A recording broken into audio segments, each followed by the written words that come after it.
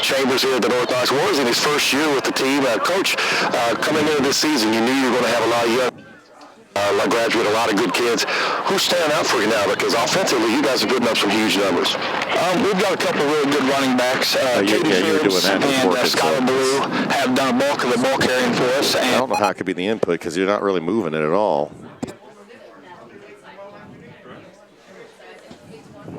I think I've got one of those at home.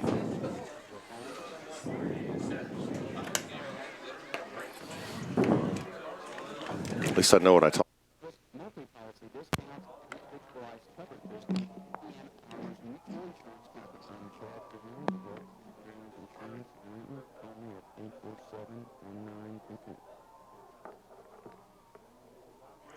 And back once again at North Knox High School. I'm Darren Clayton along with Dan Phillips, and we tried once again to get those coaches' interviews out there for you, but I know Dan has some notes here on what he talked to the coaches about. Maybe he can give us some insight into what they had told him. Well, obviously with the minors, Coach Oliver talked quite a bit about the week of practice and how they had to regroup and how they had some pretty intensity.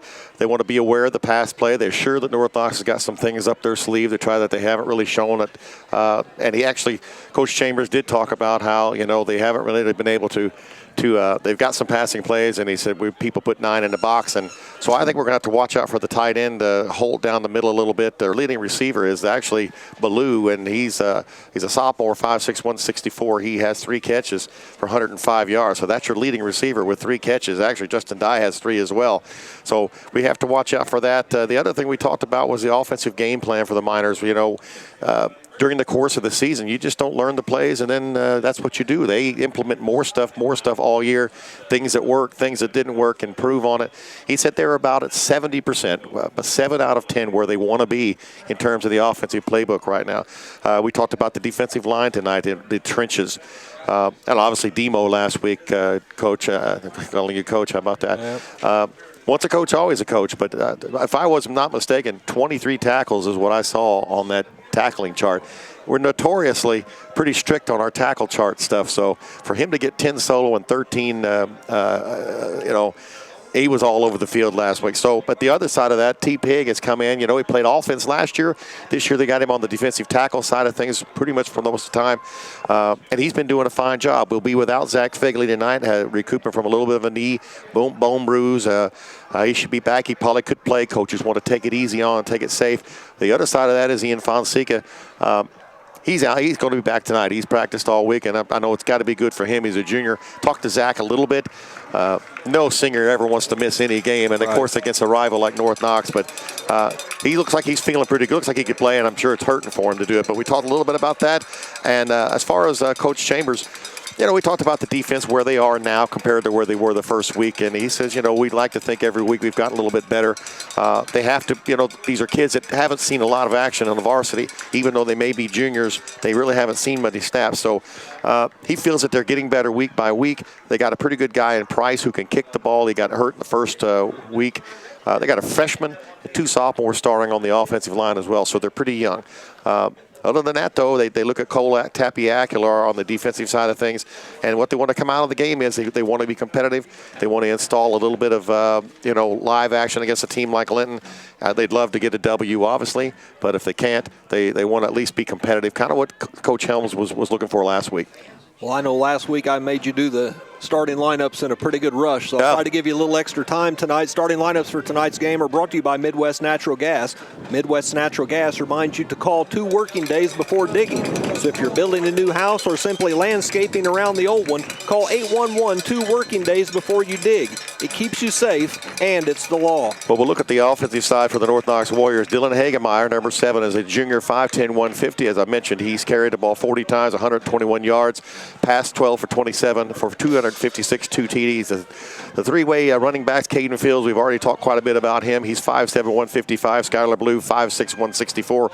Between them, they're about 2,000 yards of rushing and 21 touchdowns. Each guy averages 8 yards a carry. Austin Ford is kind of the fullback. He's a junior, 5'9", 165. Just 15 carries for him, 117 yards. Double tight end, Zach Holt is a junior, 6'3", 190. Justin Dye is a senior, 5'11", 150. The only senior on the offensive starting line. Up front, Destin Hardy is the freshman, 6'2", 190. Pretty good size for him at tackle. Cole Tapia Aguilar, junior, 5'10", 245 is at guard. The center is Noah Burke. He's just a sophomore, 5'8", 200. The guards on the left side, Noah Irvine is another sophomore, 5'10", 190. And Drake Irvin, a junior, 6', 240 on the left tackle. So that's a young group. Defensively, the middle linebacker is C.J. Hardy, just a sophomore, 6', 175. And Darren, every play I watched in the last 2 games, North Knox, and you'll see it tonight, he just takes a running leap and flies into the middle of the defense, trying to guess where the ball might go. If he's right, it's a play for a loss. If he's wrong, chances are a pretty big gainer. I believe we should look a lot for Garrett Mason up the middle. Yeah, Fields and Blue are the other linebackers. Matt Stokes is a senior, 6'3", 190. He is a defensive end, along with Zach Holt as a defensive end. In the middle is Cole Tappy Aguilar, and another senior, Tucker Woodburn, 5'7", 275. The backfield, Dustin Stein, Austin Ford, Justin Dye, and 9 catches, 205. Quickly up front, Ian Fonseca, Dylan Morris, Briar Pope, Chance Howard going to get some reps tonight, Owen Sparks as well. And then defensively, we're looking at Avery Gentry and Pierce Jackson, linebacker, Kinder Williams, Chad Trent. Both of these guys have done a great job at defensive end. In the middle, T-Peg and Dylan Morris. The backfield is Trey Pass and Mitch Eberhardt, Tyler Muir. Leading tackler at 57 tacklers is Pierce Jackson. But I got to say, Dylan made a big run with the 23, and boy, got that in just under the wire. Well, they cut 2 minutes off the clock on you, wow, so you had a little happen. extra time. So, kickoff for tonight's game, sponsored by Bob's Swit City. You can kick off your evening with the best pizza, sandwiches, and sides from Bob's. You're just a phone call away, so call right now, 659-BOB. That's 659-2623, and Amy will have it ready when you get there. Bob's Swit City, open at 4 p.m. every Wednesday through Sunday. Well, the Miners are going to kick off to North Knox. The Warriors won the toss, elected to receive. So Luke Wilson will be set to kick off, and back deep to return for the Warriors is number 24, Skylar Ballou. And this has been one of the pleasant things this year, has certainly been the kicking of Eric Wilson. I don't know that we'll kick it deep to either one of those two guys. You may see one of this aims down here at the 20-yard line. Wilson approaches the ball, a short kick, fielded at the 35-yard line, out to the 40, 45, over the 45 to the 47. That was taken there by Dylan Hagemeyer. So he returns it up to the 46. Yeah, they got great starting position from the 46-yard line, and we're going to find out right off the bat. You know, we've seen in some of the games earlier this year, the first drive by the opponent actually has some success until we kind of get a feel for what they're doing. So Hagemeyer at quarterback, out of the shotgun, one wing to the right, a back in front of him, then another back offset to his left. And now they're going to hand it off up the middle, and right there immediately the Miner defense to make the stop. The handoff went to Caden Fields. And that was Chance Howard. He's getting the start tonight. Miners going with a 5-man front and putting Chance at nose tackle. He did this last year wearing number 20. He was in a bolt of lightning. He's kind of our pass rush specialist. Great opportunity for the sophomore. Ball back to the 43-yard line, be a loss of 3, 2nd and 13. Hagemeyer comes over to the sideline to get the play called and runs back out to the huddle. Miners wearing their road white jerseys, red pants, red helmets. North Knox in black home with red striping. Hagemeyer in the shotgun again, wing to the right. 2 backs in the backfield. Takes the snap, gonna fake the handoff, and now ends up keeping it himself. Gonna maybe get back to the line of scrimmage. Yeah, that's the quarterback sticks it into the running back's belly, but neither one of them takes it, and they kind of wait almost to the last second, and that time it was hard to tell who actually had the ball. Hagemeyer kept it, but the Miners are right there. You got guys whose job is the quarterback and the running back, and they hit them no matter what. Yep, that read option you see in the NFL, and more and more in college and the NFL you're seeing it. So the read option play goes back to the line of scrimmage. It's 3rd and 13. North Knox first possession of the game. Just underway. Yeah, they're going to have to pass the ball, Darren. I mean, now they got a wide receiver coming out wide to the left, another one in the slot to the left. 2 backs in the backfield. Hagemeyer waits for the snap, takes it. He's going to roll out to his left, flips a backwards pass to the back. Got some room. Oh, nice play. Well, he gets forward for a few yards. Now, was that a pass or a run? That'll be a run. That was actually backwards, throwing it out there to Caden Fields. So he picks it up to the 49-yard line to pick up a 6, but well short of the first down. And it looked like he had some green space there, Darren, and Pierce Jackson got out there pretty quick and made a sure-handed tackle. And a nice play by the Miners, and that looked like a new little wrinkle in the North Knox. I didn't really think I saw that. They got some guys coming in at the last second. Looks like Austin Ford is the one that's back to punt. Can't really see the number. Back deep I for the believe it Miners is Tyler Muir to receive. Good snap. He's going to roll out to his right, kind of that rugby style. Yeah. Yep. Kicks to the right sideline. Going to go on the bounce. Tyler going to try to field it at about the 25. It ends up going out of bounds. How much time we got on that clock, Darren? So with 9:35 left in the first quarter, the Miners will take over for the first time at their own 25-yard line.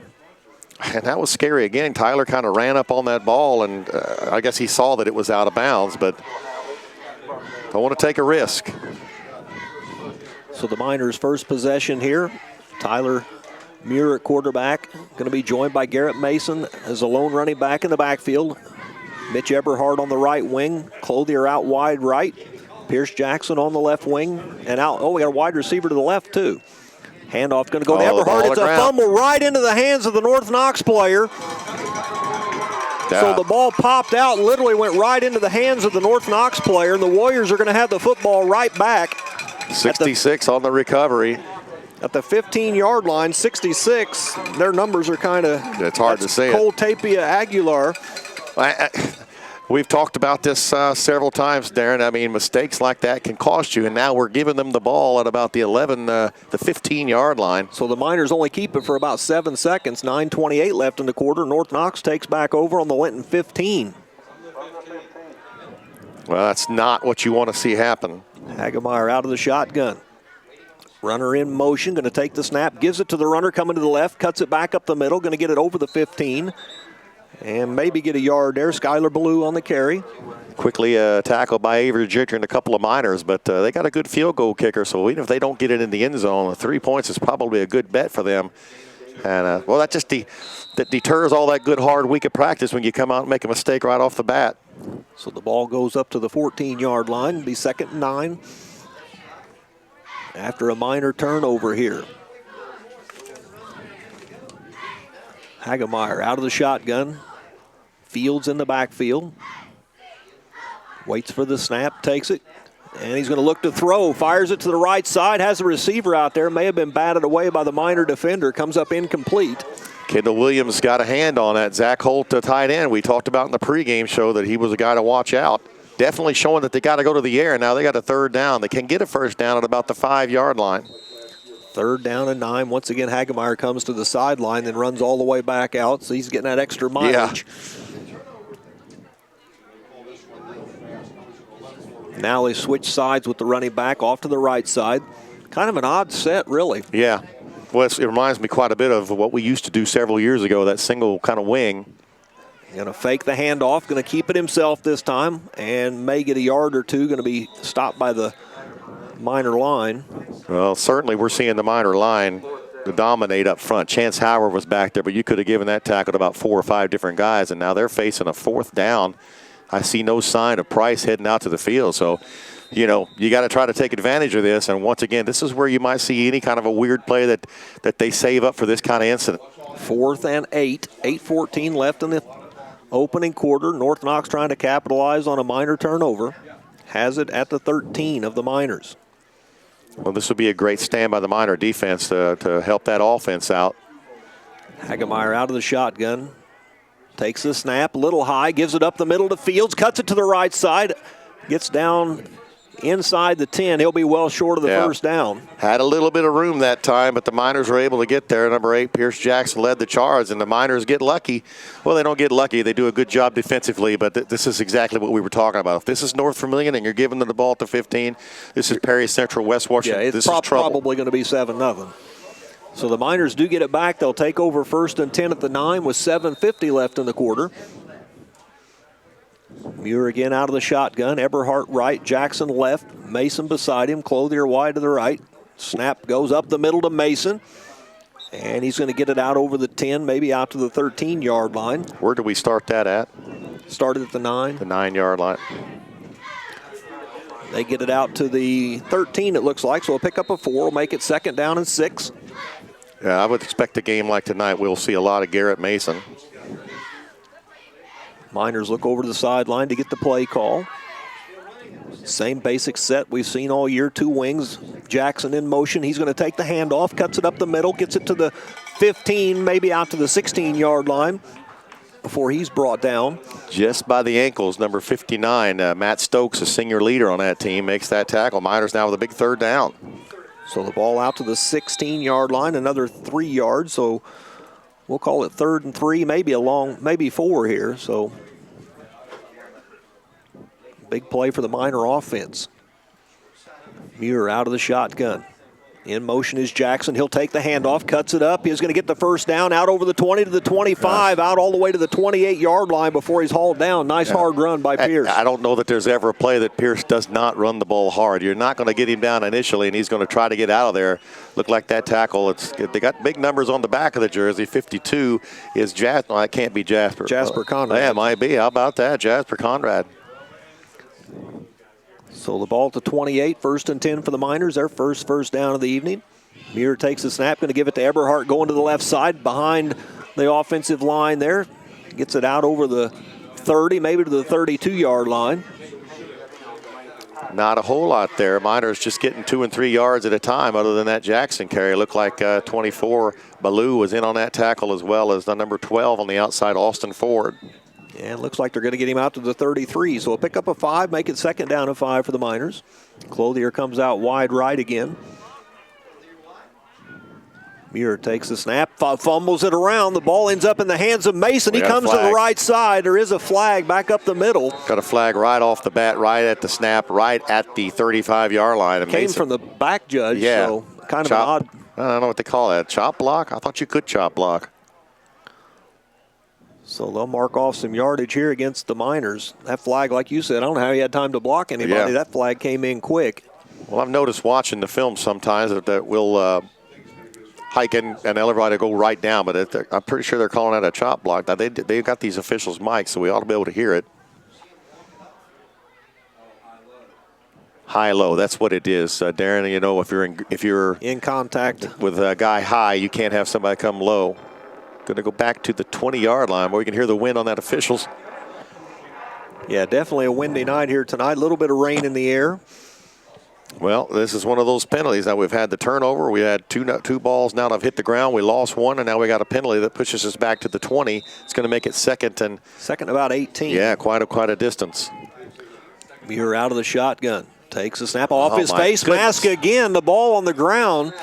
Well, we saw this last week 3 or 4 times, and I don't know what on earth is suddenly happening to that Miner offense. So the Miners have already fumbled the ball twice. This time they're able to recover it, and then the snap a minute ago where Mason ended up with the football, that was bobbled around a little bit. So now it's all of a sudden 3rd down and 22 is what I've got, Darren. And, you know, after hearing about how good the practices were, I did not expect the Miners to come out and do this kind of offensive maneuvering again. 2 wide receivers right. Muir rolls out to his right, looks downfield, fires the pass, finds Wide Jackson open. at the 28. He's headed up the right sideline. Going to pick up the first down easily out to the 44. Disheartening for the Warriors. Number 11 is going to really make a touchdown-saving tackle. Russell Keene. Pierce Jackson was wide open there, Darren, at about the 25-26. They had us at 3rd and 22, and the Miners convert. And this is what the Miners do, and it just kind of disguises the problem. You have these problems, but yet they somehow get over it. We haven't yet been on their side of the field. All the way out to the 45. The Miners fortunate to get that first down, but Jackson was wide open. Muir again out of the shotgun. 2 wide receivers to the left this time. Handoff up the middle to Mason. Looks to Bob, bounce it out to the left side. Has some running room out to the 45. Down into Miner territory, down to about the 43-yard line. Nice run by Garrett. And like you said, he bounced out to the left, came to the inside like a good back will do. He's able to shift out. Nice downfield block by Mitch Eberhardt. And he just put his head down and shoulders. Boy, what a load he would be to try to tackle down to the 42 of North Knox. Nice pickup there, 13 yards. 5 minutes and 1 second left. They wind the clock here after the chains get set. 2 wide receivers to the near side this time. Muir takes the snap. He's going to run it this time to the right side. Cuts it up the middle to the 35. Oh, look at that bounces move. it to the outside. He's going to score.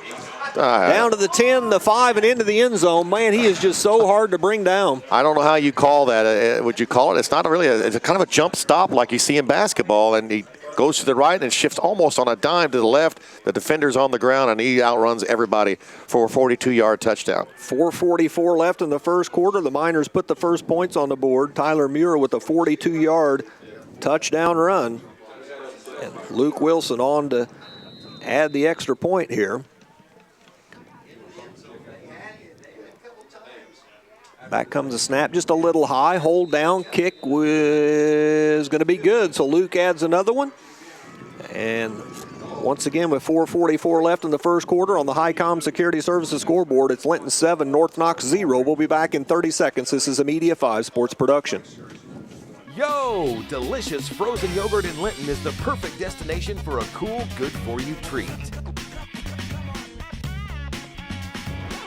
Come try some of our amazing flavors. Then top off the flavor of your choice with over 40 different toppings to choose from. New flavors added weekly. Stop by downtown Linton today and see why it's yo delicious.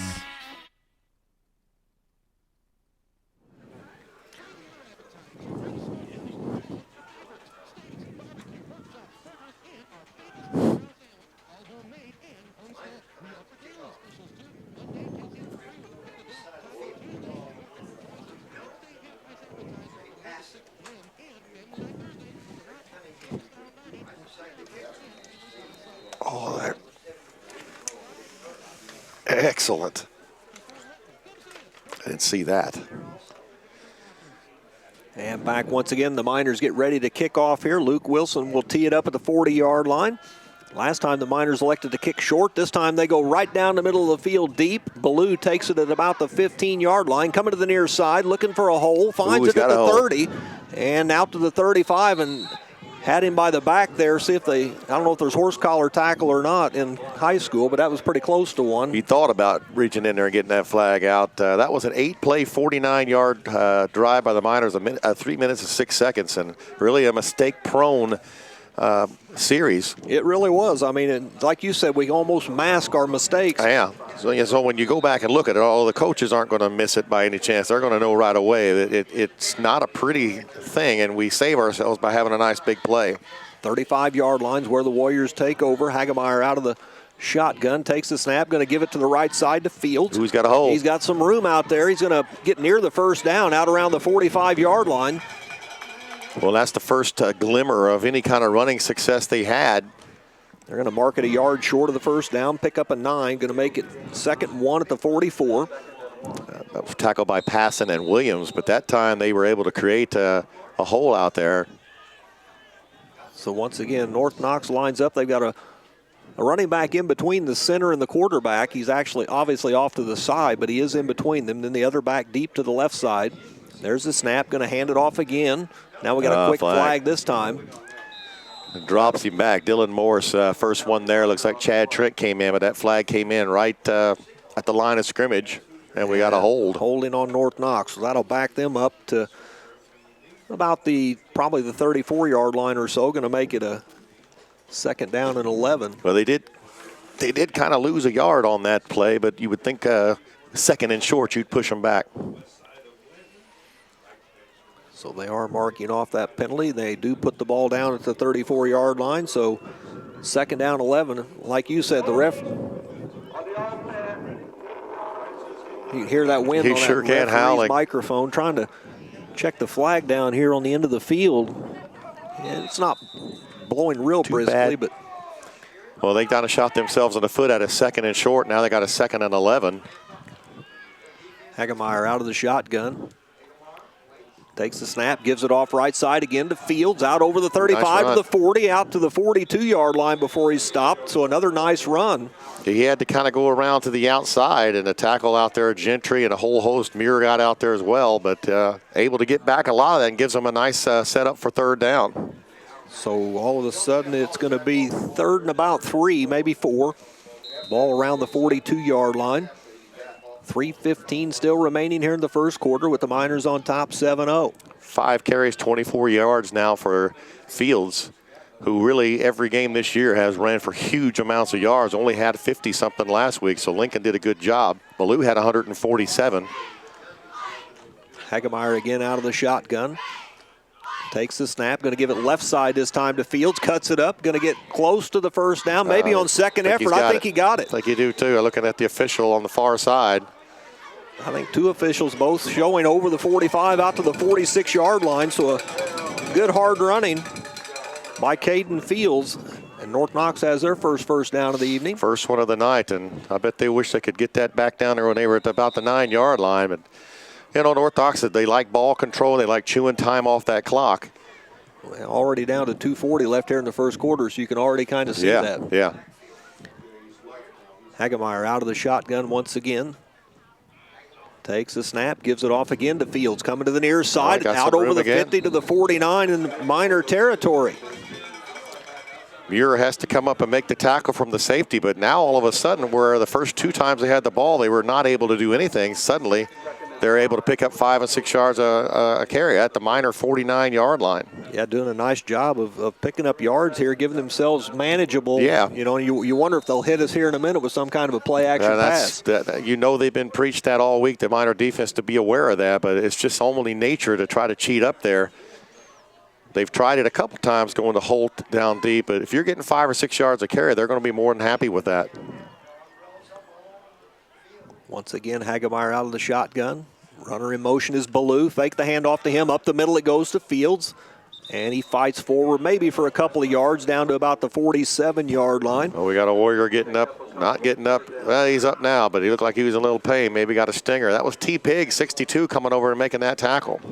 So the ball down to the 47. It was Aguilar that got up slowly there, but he makes his way back to the huddle. Well, here I actually think they could be in 4-down territory, and North Knox knows they have to keep possession of the ball, and the minor offense is, unless we self-destruct, minor offense is really does the job. 3rd and 3 here. Down to 6 on the play clock as Hagemeyer comes up to the shotgun. Down to 3-2. He's going to have to get it snapped. He does so. Gives it off to Fields, going to the right side. Another quick flag. Muir and Gentry both got there, but that flag flew in from the backside and usually in an area of a hold. And it's 66. The guy signals that the guy was just kind of hurt a little bit. And, boy, that's a huge penalty for North Knox. We talk about the minors. That one there is brutal because that would have been 4th and pretty short. They probably might have gone for it. Going to back it up instead and make it 3rd down and about 13. 2 holding penalties. And now maybe not 4-down territory. No, I don't think so. Because you're back on the other side of midfield. Yeah, you're back at the 43-yard line. I would not. I wouldn't think it unless they can get close to that 45-yard mark there. Well, 3 penalties tonight, all called by the back judge. Yeah, so we know who knows where his flag's at. And unfortunately, he's the guy that's going to call them holding. So we might see a few of those tonight. But they huddled about 15 yards down the field. Under a minute left here in the first quarter. Hagemeyer again out of the shotgun. Fields to his left. Waits for the snap, takes it, gives it off to Fields, going to the right side. Bunch of minors in pursuit there, and they're going to bring him down for another loss. Well, that play was made by Chance Howard, already getting himself mentioned a lot tonight, just pushing back the center. And that made Fields have to go out wider to the right, and pursuit by the linebacker, Pierce Jackson, makes the sure tackle, and certainly going to have to punt the ball now, although they'll wait for the quarter. They're going to wait for the clock to run out, down to 6 seconds on the clock. So at the end of 1 on the Highcom Security Services scoreboard, it's the Linton Miners 7, the North Knox Warriors 0. You're listening to Linton Miner Football on QD 93.3 and WQTYradio.com, produced by Media 5 Sports. We'll be back in a minute.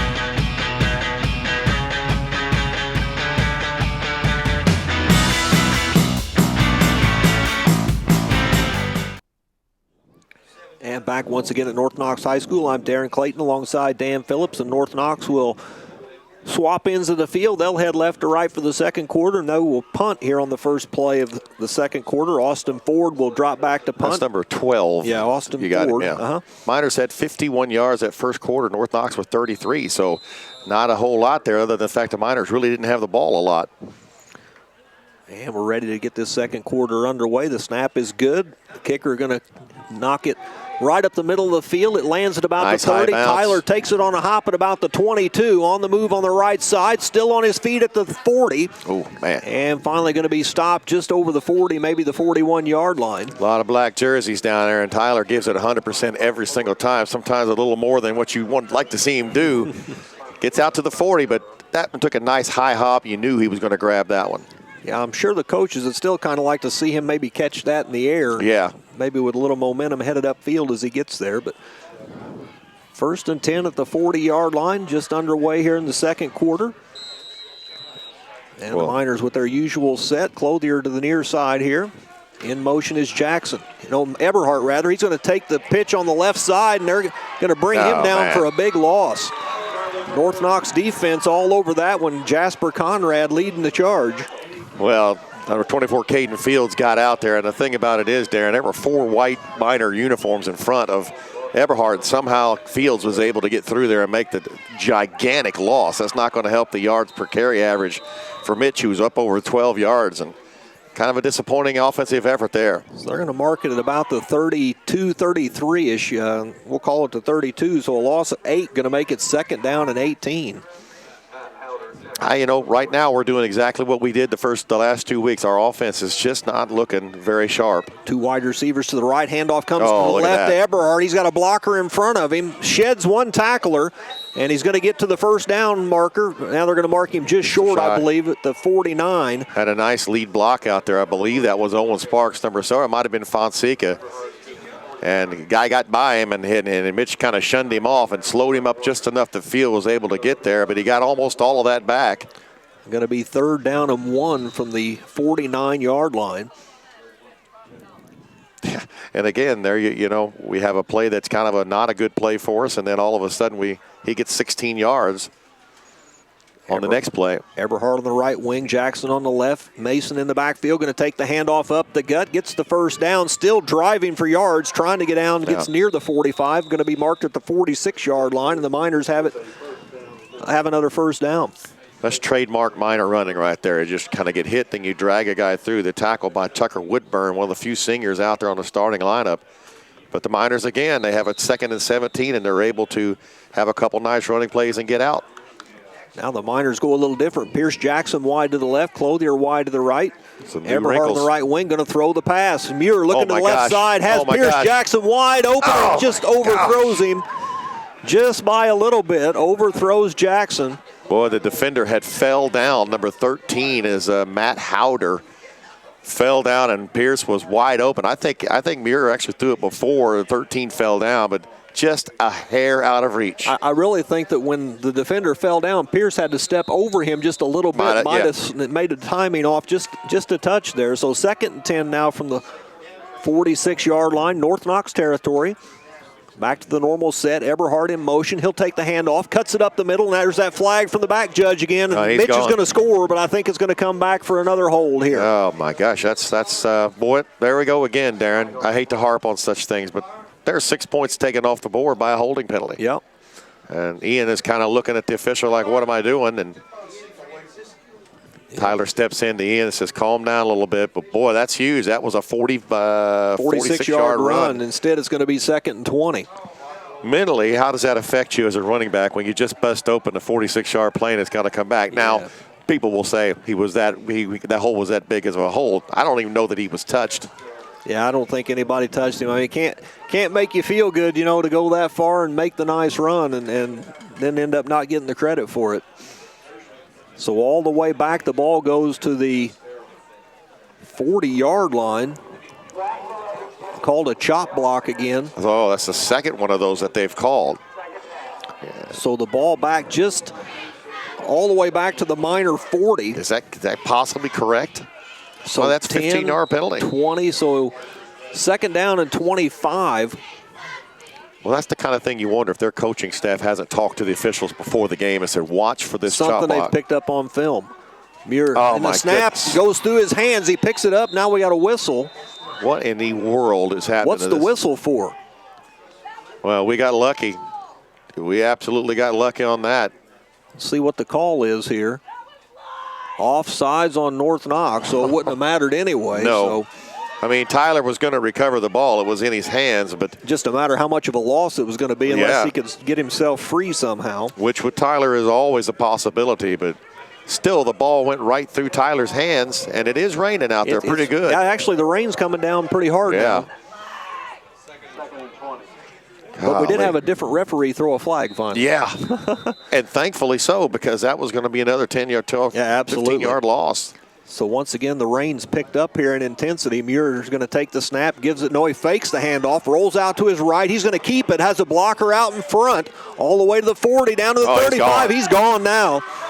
Just found a hole right out of the crowd and into the end zone. I'll tell you what, I'm almost at a loss of words. I mean, you're happy about it. You're happy about the score that the Muir is able to do that, but I mean, penalties and the ball hitting the ground on several plays already in his first half cannot make the Minor coaching staff happy. Not at all. 55 yards for Tyler on that one. 10:07 left in the second quarter rather, as Wilson comes on to try to add the extra point. Good snap, ball down, kick up, and it hits the upright. And it went through.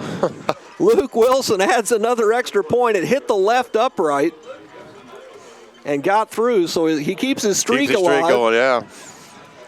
So with 10:07 left in the first half on the Highcom Security Services scoreboard, the Miners go on top 14-0. We'll be back in 30 seconds. This is a Media 5 Sports production.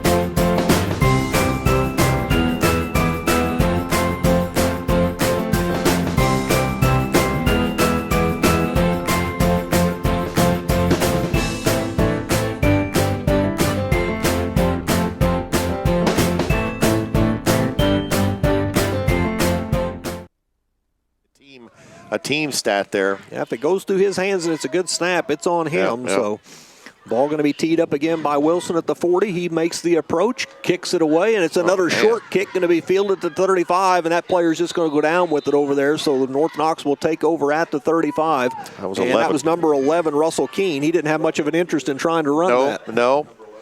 He's probably looked like he was told to do that. You'd think he probably could have got another 7 or 8 yards. Probably could have picked up a few there, but nonetheless, North Knox has good field position, 1st and 10 at the 35. 10:04 left here in the first half. Tonight's game brought to you in part by Southside Express in Linton. Southside Express has everything you need when you're in a hurry and is locally owned and operated. Well, they had their best drive last series from the 35-yard line. Actually got to the Minor side of the field. They had 2 holding penalties, and that kind of hurt them. Referee going to put the ball in play. He was over near the Minor sideline. Hagemeyer waits to take the snap. Fields on his left side. And he's going to keep it himself this time. Tries to go up the middle, and he's met by several Miners there. Probably going to lose a couple. Yeah, Minor pushed big time that time. T-Pig from the defensive tackle position is the first guy to get a hold of him. Then a whole support squadron came in on the right side. What I saw there was 23 Fields kind of normal at that wingback. Instead of coming to motion, he shot out this side, and that's one of those things they probably are looking to see how we respond to, maybe try to hit him out of the backfield. Set something up for later. Yeah. I remember on the sidelines, which, by the way, I don't miss on nights like this. I'm glad I'm up here with you. Not that I'm not always glad, but definitely on a night like tonight. But, you know, I enjoyed, you know, listening to the coaching staff set plays up. Get to hear kind of what's happening. And know what was going on. You know, we're running this to try to set up that as we're going to have a timeout on the field here called by North Knox. So with 9:19 left in the first half on the HICOM Security Services scoreboard, the Miners on top 14-0. We will keep it here and let you know that tonight's game is brought to you in part by HICOM. Remember, you have a local option when deciding on a new security system.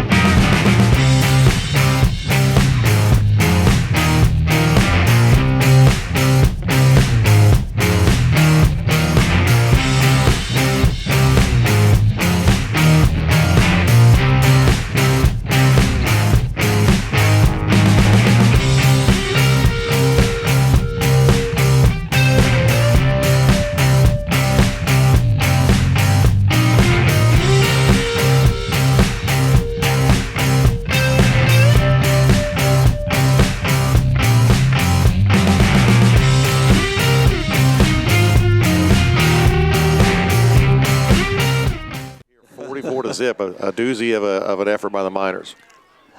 Back to play, Hagemeyer in the shotgun, Fields to his left, Ballou on the wing to the right. There's the snap, and now this one's low for North Knox. Hagemeyer going to pick it up. He's trying to fight for some yards, but he's going to be swarmed over at the 22-yard line or so as the snap rolled back to him.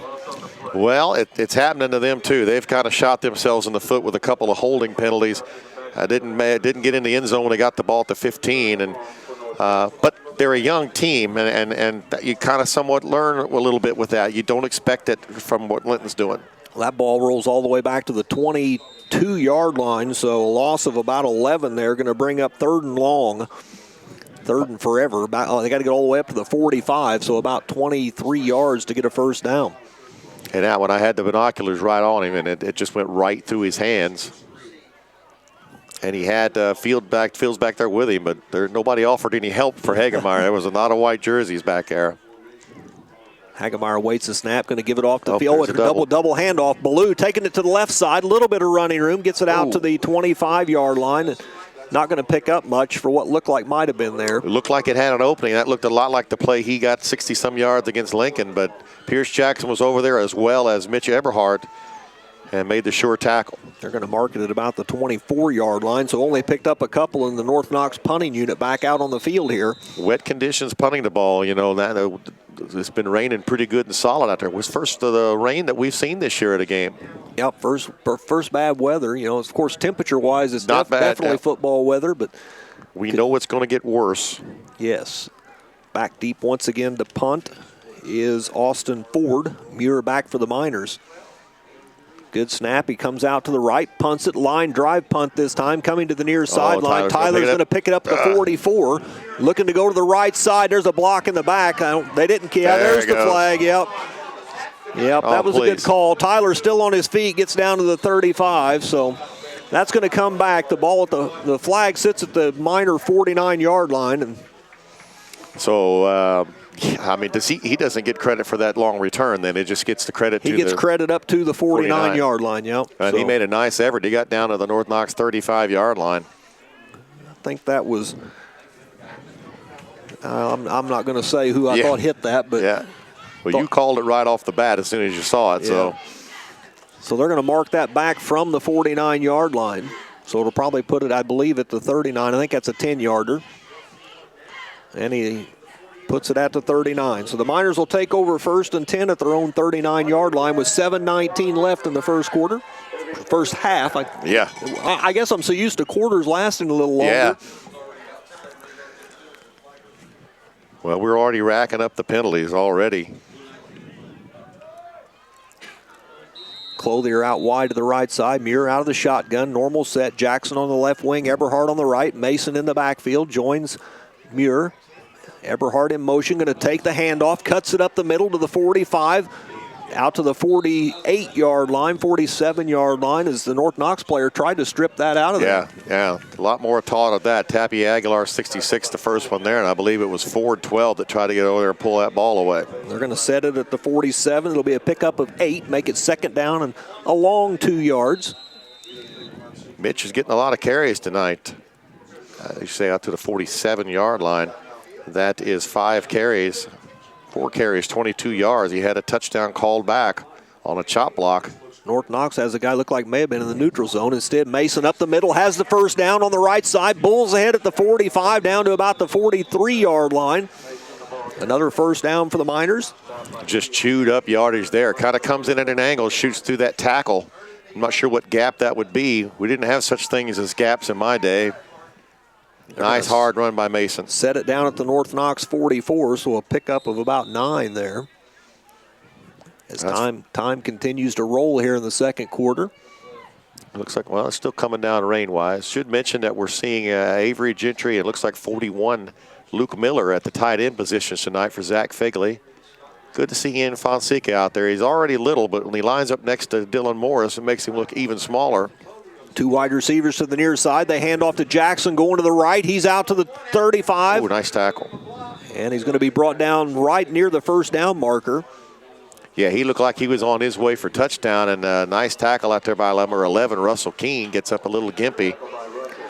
And they're going to call it 2nd and 1. I can't believe they're not going to measure that, just looking at it from up here, but they say he's short, which means the ball has to be marked on the 35, even though it's clearly over the 35. The stat man in you never goes away. Nope, it won't. 2nd down and 1 here. Clothier wide to the near side. Eberhardt wide to the right. And Muir going to look to throw here. Looks to the left side. No, trying to go to Pierce. Jackson, defender falls down again. And Pierce wants a flag, but the defender was laying on the ground. He just kind of had to. That's twice that's happened. The defender falls down. That's number 25. That's Dustin Stein. And the ball hit Pierce right in the hands, but he was like he's leaping over the kid that was on the ground. You do wonder how that's not an interference, but, well, I thought we might go for the jugular there, and they went for the jugular. Clothier comes to the near side. Eberhardt going to be in the slot to the near side. Jackson on the left wing. Mason right beside Muir. Tyler's going to keep it straight up the gut, gets the first down. Now he bounces it back out, gets to the 30. Now he's going to finally be stopped there. They actually don't tackle him. They just stop his momentum. He picks up the first down. He ran into the pile. He jumped out. And just... We have seen that. That's how he got that 4th down and short against North Vermillion. That it looked like he was stopped. I was told in that game that Pierce Jackson come up and actually physically nearly pushed. And we've seen penalties that almost kind of lifted him out of the pile, and almost like a cat. You just sit him down and he just takes off. 2 wide receivers wide to the right this time. Muir joined by Mason. Mason going to get the handoff this time, going to the right side. Very patient, waiting on his blocks, and he's going to score. Nice run by Garrett Mason all the way to the end zone from the 30-yard line. I guess you got to be watching this on the video stream at LintonMiners.com, because he just buried Dylan Hagemeyer. Hit him with his shoulder. Hagemeyer went straight down, and he bulled all the way into the end zone. That's the kind of run we've seen from Garrett Mason, not Garrett Morris, but Garrett Mason. 30-yard run for a Miner touchdown, and that was a much more efficient Miner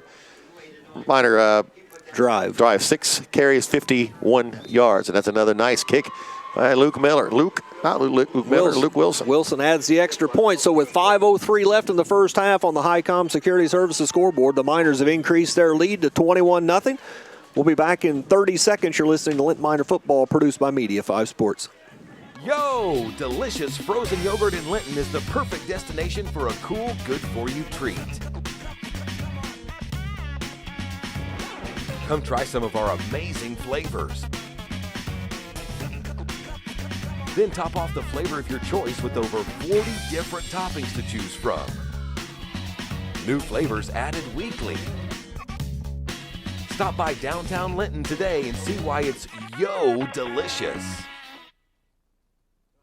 In part by Midwest Satellite. If you're looking to reduce your TV bill, call Mike Morin at Midwest Satellite in Linton to sign up for Dish Network. Packages start as low as $19.99 a month. That gets you free installation, free movie channels, and a free Hopper HD whole home DVR system.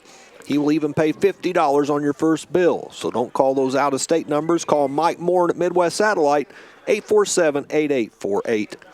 Quick update already. West Washington gets the ball first. They have to punt. Second play from scrimmage, Perry Central, 91-yard touchdown, 7-0 Commodores. Wilson's kick going to be short again over at about the 32-yard line. Fielded there. The runner does look to run it this time. Gets it out to the 35, 36-yard line before he's brought down. We'll have to see who that was. That was Keene, I think number 11 again. Yeah, it was number 11 again. This time he was told to run the ball. A whole bunch of Miners get over there. Corbin, 27, kind of a special teams guru out there. We're purposefully kicking that ball short. You see him aiming it right there, and it's giving him the ball, about the 30, 35-yard line. So they'll take over this time. 1st and 10 at the 36. Under 5 minutes left in the first half. I believe that rain, I still see it coming down a little bit, but it has let up. Well, that last drive by the Miners, much more what we want to see. We still had a penalty on that drive, but a little bit better execution. Hagemeyer takes the snap, gives it to Fields, coming to the right side, tries to get outside. Kendall Williams just brings him down. Nice job. Kendall is just excellent at that outside linebacker position, and Chad is as well on the other side. Kendall last year wasn't a starter and kind of came in to spell a couple of guys, and next thing I know, by week 3, he's a starter full time. No gain on the play. Going to be 2nd down and 10 at the 36. And you love talking about kids when they're just juniors because you got them back next year. Well, Kendall did a nice job because when that play first started to develop, it looked like there was a chance to get some yards there, and he just did a nice job holding his ground and closing. I guess that's his job, to keep it from getting outside. Containment. Does a great job, and they had a couple guys in front of Field. Hagemeyer out of the shotgun, takes the snap, going to roll out, flips it out ahead. And that's going to be inbounds at about near the 40-yard line. I guess you'd have to call that a pass. He kind of flipped it out in front of him. Kendall Williams again made the play. Yeah, I was trying to watch it, but I couldn't tell you what was going on. The ball out to the 40, he kind of flipped it out in front of himself just a couple of yards. Those plays used to drive me nuts on the sideline trying to figure out what to call them.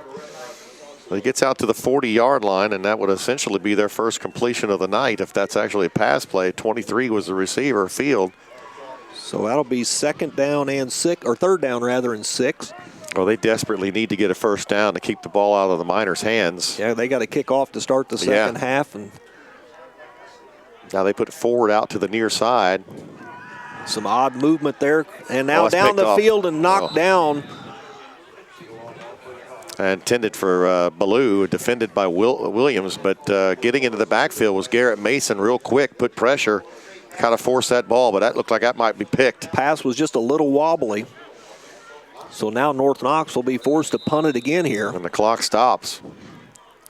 One of the things we missed from not having Figley tonight, Figley leads us in hurries. He's got about 13 of those this year, and always has put pressure on the quarterback. So back to punt again is Ford. Muir again. Well, we got different people back this time as Eberhardt falls back as well. So Muir and Eberhardt. The punt comes towards Tyler. He's going to field it at about the 32-yard line. He's going to head to the right side of the field. Gets it to the 35, the 40, the 45, the 50. Still on his feet to the 40. Down to the 35, the 30, the 25, and he's gone.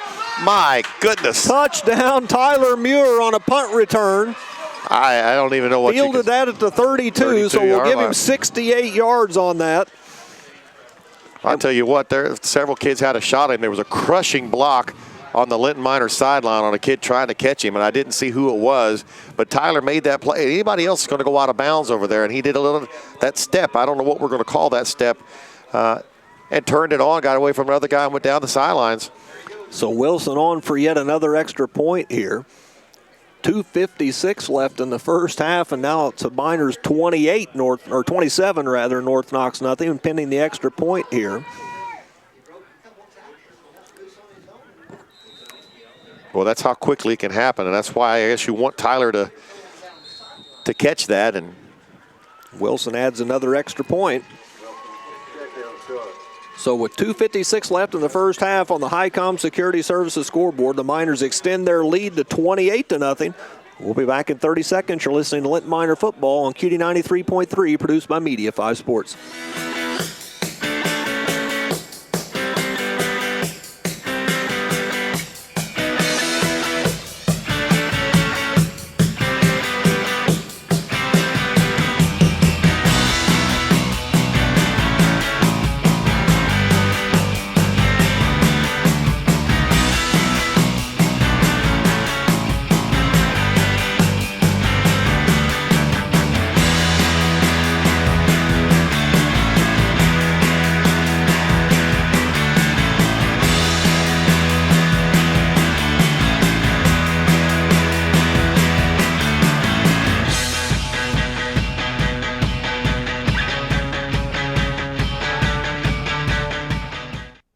that's the last thing you want if you're North Knox. You punt the ball. They punted the ball right to him.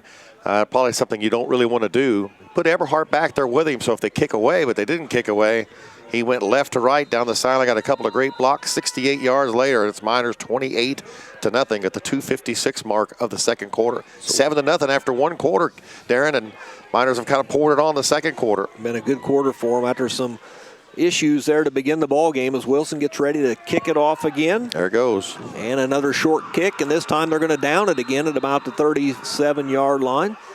So fielded again over there by Keene, I believe. So they'll take over 1st and 10 at the 37. It looks like they're just making sure they kick it right to 11 every time. And granted, I mean, it's 35, 36-yard line, but must be a decision that they don't want to kick the ball deep. No danger of any kind of return there. No. I mean, he's hesitant to even run. And maybe they've seen something on film that he doesn't handle it very, very well over there. So the Warriors take over yet again here. Still 2:53 remaining in the first half, so they desperately need to move the football. Yeah, they don't need to give Linton the ball back. There's enough time. Handoff comes to Fields to the near side, cuts it up, and might have picked up a yard or two. Ian Fonseca now getting some action at linebacker, inside linebacker. He and Dylan Morris. One gets him high, one gets him low. The Miners take their first time out here. Yeah. Well, that's good clock. You want to kind of work on clock management a little bit. So they give him a yard out to the 38, make it 2nd down and 9. 2:35 left here in this first half on the Highcom Security Services scoreboard. Miners on top 28-0. Tonight's game brought to you in part by Anderson Poindexter.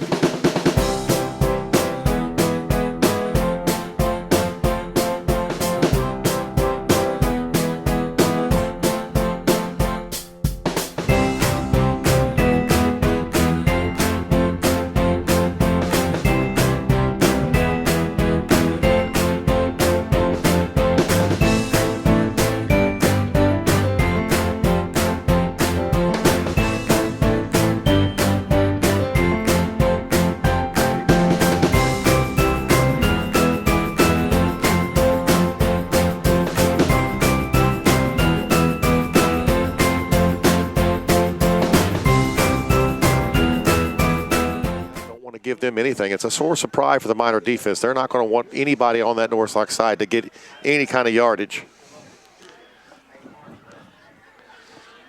What are they doing here? They're all waiting on something for the clock here.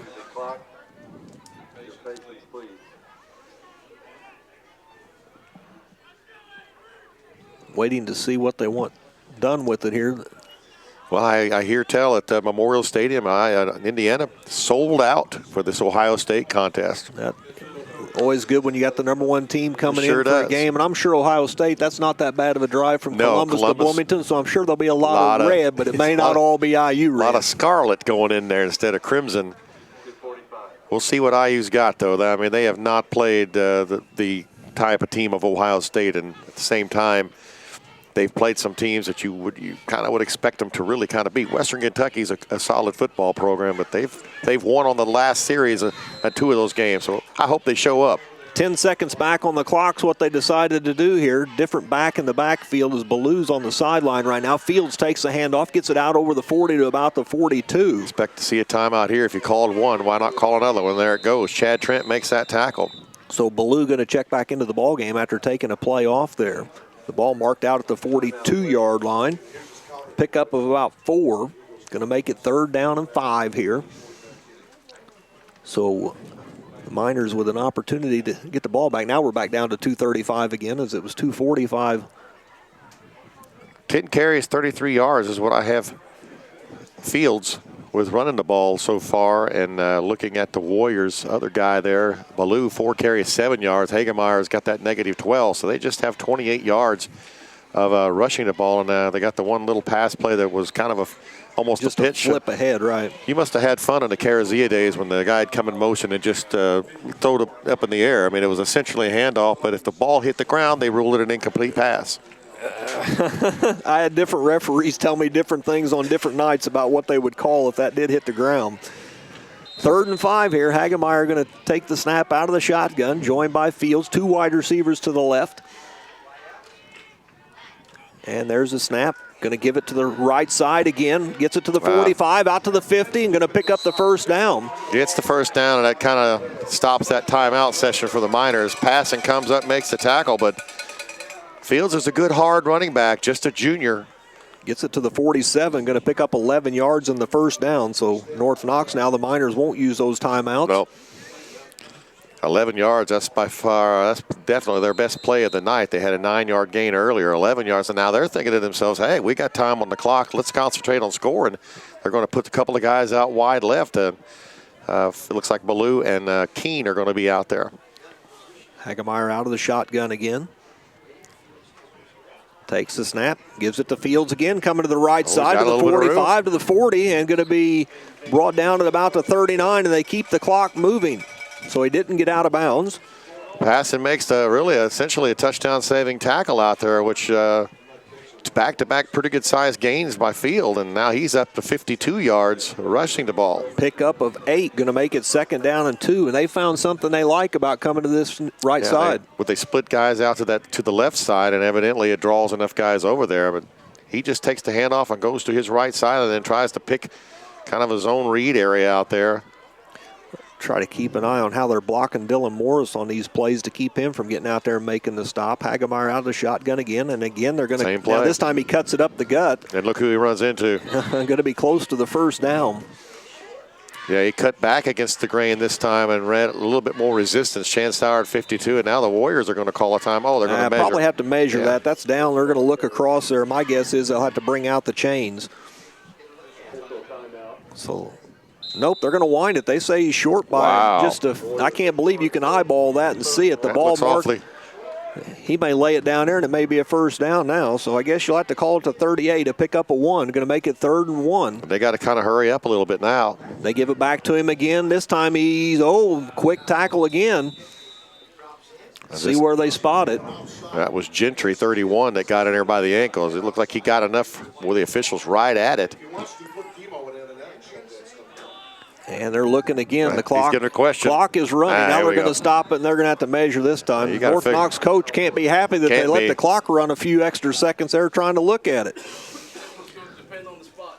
So the clock down to 1:02 as the chain gang makes their way out onto the field. Going to be close here. It's always got to be interesting. The chain gang is, always on the visitor's side. So you're right amongst the enemy when you're like that. Yeah. I've heard some exchanges between chain gangs and coaching staffs over the years. I don't think he's got it. He's going to be short. It'll be 4th down and inches. I know North Knox has used a timeout tonight, but surely they have one in the bag. North Knox, a lot like Linton. We've had this conversation before. Another team, it's 4th and inches, and they're going to snap the ball about 3 or 4 yards deep to try to pick it up. Yeah, I never quite it helps when you got a guy like Muir, and we did fairly well last year with Chad at quarterback, but we've had some occasions where it's not much fun. And they're waiting to get the chains reset here. The referee hasn't put the ball back in play yet. They could probably come back out and remeasure that, and he might have it. Yeah. Referee finally gets in position on the far side of the field. They wind the clock out of the shotgun. Miners pile up on the inside. They're going to take it to the outside. Hagemeyer flips it backwards to Fields. He's going to get the first down out to the 35, maybe the 34-yard line. So just basically the option play there, except instead of a toss, it's an overhand. It looks like a pass, but it's backwards. Definitely backwards. Now North Knox uses that timeout with 51.5 seconds left here in the first half, and they're on the move. Yeah, this is by their longest drive, the deepest penetration, 7 plays. And it's every single play has been Fields. 7 carries. Definitely the workhorse. Well, he carries the ball 25, 30 times a game. They end up marking that at the 35. So 1st and 10. 51.5 seconds remaining here in the first half. Tonight's game brought to you in part by Lions Health and Living Center, offering a high-skilled professional staff available 24 hours a day in a comfortable, compassionate environment. Contact Melinda Barnhill for a personal tour, 659-1440. Lions Health and Living Center, a 5-star community. We are worth the drive. Give a shout out to your dad, Donnie. We haven't talked about it on the air. How's he doing? Watching the game tonight in the Bloomington Hospital. Had surgery on the leg on Tuesday. The surgery on the leg went all right.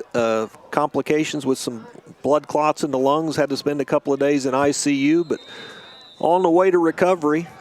Just going to be a slow process for him, but Hagemeyer takes it out of the shotgun, looks to throw, fires the pass down the field, overthrows, and it's picked off about the 12-yard line. Down the right side, he's going to be met, and he breaks it out to the 40, down to the 45, out to the 50, has blockers out in front. He's running out of gas. He's going to get caught from behind here and slung down at about the 28-yard line. That's Trey passing his first career interception as a varsity minor, and he is gassed. Yeah, Pete had enough when he got down to about the 40. You could tell they were going to catch him, but a nice pickoff there by Passon. Well, that was like you say about the 12-yard line. All the way back to the 28 on the return, the North Knox 28. So 38. Huge return. 38 and 22 is about 60 yards. 60 yards on the nose. 29.2 seconds, so the Miners here probably look to throw a couple of passes, maybe get into Luke Wilson field goal range if they can't get it in the end zone. Well, Luke hit a 30-yarder last week. Muir out of the shotgun. I wouldn't put it past us to score a touchdown, though. Two wide receivers to the right. Going to roll out that direction. Stops, has pressure, tries to get away. Still on his feet. On his feet. Now he's going to be timeout. You got to drove down at about the 32. Clock stops. Well, we have that timeout, fortunately. I thought we'd used all of them. Well, once the guy got the first down, that's right. We didn't use the third one. Yeah, those are the ones where you almost got to learn to get rid of the ball in a situation where if you don't have the timeout, the half's going to run out. So back to the 32-yard line, going to make it second down and about 15. Now, would you call that a sack? Was he back to pass? I probably would have. I thought he was going to look to throw that time. You know, with Tyler, there's always the option to run. Yeah, but I think it was a passing situation, and I always go with the sack on that because I didn't catch who it was. -4 on that play, so Muir has humongous numbers in terms of scoring touchdowns, but he has 52 yards because he's had to take a loss on a couple of plays. That time there, North Knox got the pressure on before the receivers could get open, so second down and 15. Once again, they probably need to get, my guess is they probably need to pick up about at least 20 yards to get into Luke's field goal range here, but I'm sure they'd like to punch it in for 6. I'm sure they would love to be able to do this. We haven't really, Jacob Clothier hasn't really been involved tonight at all. Caught a couple of touchdown passes. Yeah, the passes tonight have been in Pierce's direction. Tyler takes the snap, rolls to his right, fires it upfield, has the receiver caught by Clothier, I believe, out near the 20-yard line. He's going to get out of bounds. Well, that's the first time of the year we've seen Chad Trent, who's off to the near side out there lined up at wide receiver. And that's kind of nice to see Chad involved on the offensive side of things. That was just a time play there where he just went down about 5 yards, caught it, went out of bounds. Well, let's make sure we don't have somebody hurt here. Who's missing that's usually out there? Well, I don't think we usually have two guys out there. Roll out again by Muir to the right side. He's going to keep it himself now. He's going to be met just inside the 20. Gets out of bounds, I believe. 9 seconds to go. Well, getting closer. And like you say, we're getting into the area where Luke might be able to. So the ball at the 15-yard line now.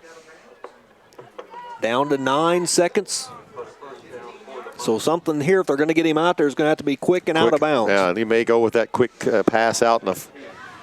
I'm surprised that Clothier is not on the wide side of the field. So we got Pierce Jackson at the left wing. Eberhardt at the right, Mason. So everybody out there just normally, don't have no tight end. Yep. Muir fires it downfield, and it's nearly picked off down to 4 seconds.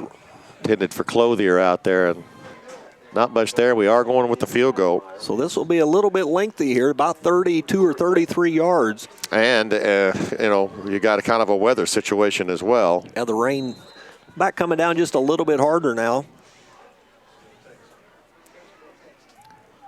Yeah, this is a little test his range. This will be a good test here. About 33 yards on a wet night, so need to give him some time to kick it, see what happens here. A little bit of a high snap, and it's going to get blocked. And that's going to do it for the first half. So the score at halftime on the Highcom Security Services scoreboard, it's Linton 28, North Knox nothing. We'll be back in 2 minutes with the halftime show. You're listening to Linton Minor Football on QD 93.3 and WQTYradio.com, as well as watching on LintonMiners.com. This is a production of Media 5 Sports.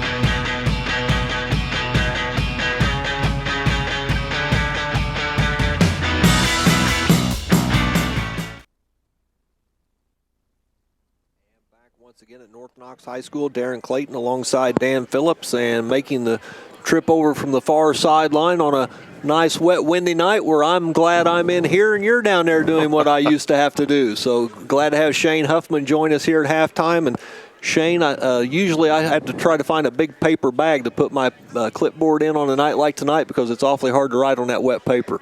Yes, it is. And that information would have been great about an hour ago. I appreciate that. My bad. Shane, the first thing I'd ask you is just to give us a feel for what it's like at the field conditions down there. Steady rainfall. I know when I was down there, the wind was blowing pretty good. Give us turn into weatherman for us and tell us what's it like down there. It's not too bad. It started, it was a little rainy at the beginning, and our miscues there with the ball, I don't think that they had anything to do with the weather. It stopped raining there for quite a while. It just kind of picked back up here at halftime, but yeah, it's not too bad down there really. Well, we're not shooting ourselves in the foot. Once again, just like last week, that's ball snap kind of. I don't know that it's the center. One of them looked over the head. The other one looked like it hit Tyler in the helmet. And penalties again we've kind of had. Now we've had a nice couple of drives there. Tyler Muir, as somebody standing on the sideline, well, how do you describe it? Imagine up here in the radio, we don't even know what to say because he just makes incredible play after incredible play. He's electric when he touches the ball. I mean, it's unbelievable. Now the other thing that he does, I mean, he does a great job with making people miss, but he follows his blocks really well. Ian Fonseca just absolutely made a phenomenal block on the punt that he just went right in between. He followed that block perfect and went right in between the North Knox defenders and just that kind of broke him the rest of the way. The frustration for the North Knox defense trying to tackle it. Now, if you were out there on the defense and suited up, how would you wrap him up? You know, I might get a net. You know, that's about the only way I think that they can do it. I mean, he's just so hard. I mean, because, you know, he's not a big guy, but, you know, he really lowers his shoulder and hits people. Well, another one who does that's Garrett Mason. So far tonight, he's carried the ball, looks like 5 times. Tyler was 6. What kind of offensive numbers do you have for us? Well, on the offensive side, I've got Muir over 100 yards. So he's got 100 yards rush, and 102 is what I have him for. And then Mason has the 61 yards. And basically, with Garrett, like you said, Garrett runs unbelievably hard. Yeah. And he's got a first down every time he's touched the ball with the exception of one time. So basically give it to Garrett, and he's going to get you a first down. Well, I'm glad you said it because I caught an error in my fine calculations, and now I understand why I didn't have the same numbers as you. There we go. 100 yards, 6 carries, 16 yards a carry, off to a great time.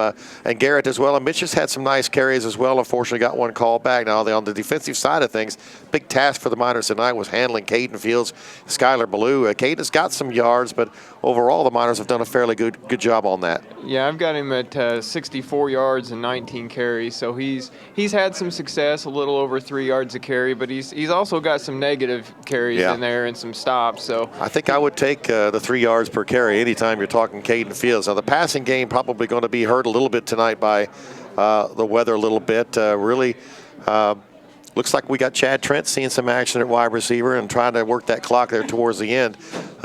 Couple of pass plays down here. I know this was the opposite side of the field, but both of those times the receiver was wide open. The defender had fell down, and just so far, not totally a whole lot being done on the passing side. No, the one pass down here where Jackson, I'm not sure what happened there. I think the defender fell down and then Jackson fell over him. Well, Jackson tried to leap over him just as the ball got to him, and I thought he was going to catch it on the ground. He was looking for an interference call, but didn't happen. What's the mood on the sideline for the Miners tonight? I mean, it had to be a little after that initial first play. We fumble and give them the ball at the 15. Not what you wanted to see when you come out of the barrel tonight. No, it wasn't. Definitely wasn't. A great start, but and that was just, I think, a little miscommunication there between the quarterback and the running back at that point. But the defense again just absolutely stepped up, and they're really hitting guys hard tonight, and that is getting the coaching staff. It's getting the sideline fired up. They're laying a big hit on somebody just about every time, and that's really setting the tone for us tonight. Who are we seeing in there? Obviously, Figley isn't in their game tonight. Who is kind of in there in his spots? I believe Luke Miller was. Now he had a little bit of a neck cramp, I think. But I believe Luke Miller was filling in for him. Well, we appreciate you coming up, Shane, and we'd like to let you stay up here with us, but you're only allowed to stay into the nice, warm, and comfort of the press box for 5 minutes. Then you're cast back out onto the cold field, just like Darren. Look at Darren's smile. See how happy he is? That's a pretty big smile. I just want to know, at what temperature am I allowed to switch to pants instead of the khaki shorts? It's against all rules. I never worried about any rules. I made myself comfortable. Whatever I wanted to wear, I made myself comfortable. Darren can do what Darren wants to do. You can too. Good to know. I'm going to take note on that one there. Shane Huffman coming up. Appreciate you coming up here, Shane, and hopefully you'll stay a little bit drier in the second half. All right. Thanks a lot, guys. Thanks, Shane. Appreciate it.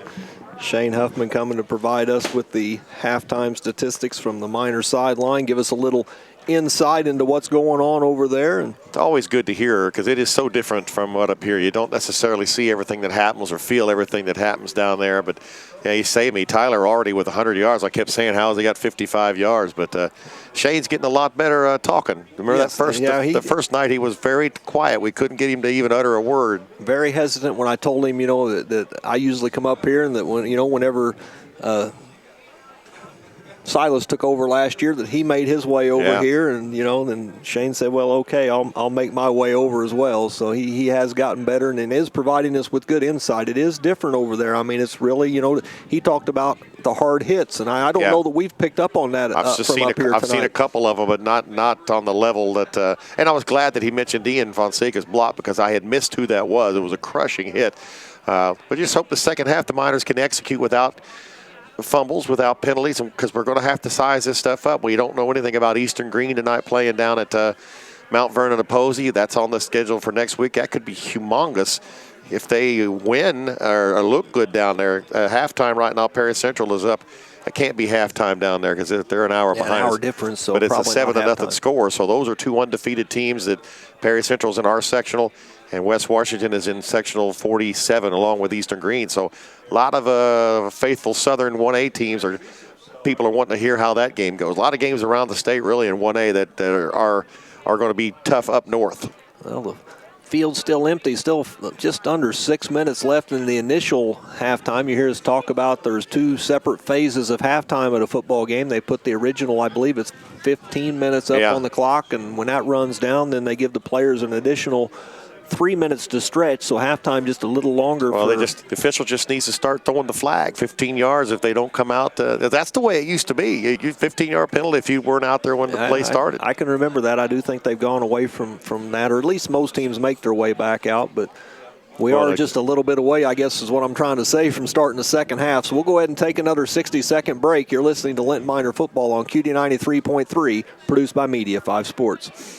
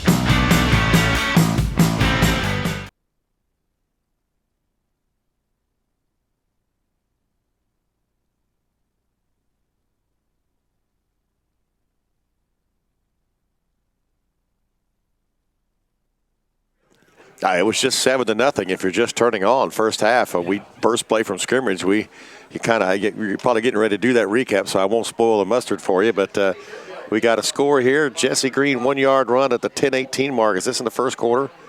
So they scored pretty quickly. Mount Vernon is on top of Eastern Green 8-0. Appreciate letting me know about that, because we're going to watch that one now. Darren will give us a recap of how we got to 28-zip. Well, the Miners' first touchdown came with 4:44 left in the first quarter. Tyler Muir goes 42 yards on a run to pick up the first score after you mentioned the Miners had shot themselves in the foot the first time they had the football with the fumble on their very first play. And the touchdown came at the end of, I believe it was an 87-yard drive the Miners put together. They took over, I believe, at the 13-yard line, if I'm not mistaken, and put together a nice 87-yard drive to put the first points on the board with 4:44 left in the first quarter. We were at the 9-yard line, so it was a 91-yard drive. Yeah, that North Knox has got to look back on that and think, boy, the opportunity we had right off the bat. And they were having success towards the end of the half running the ball, but they had none then try to pass. And the Miners, made something happen. And even that second drive, we had a chop block. That put us back at our own 45. And we've just been able to overcome some of these negatives. But those negatives got to get some attention.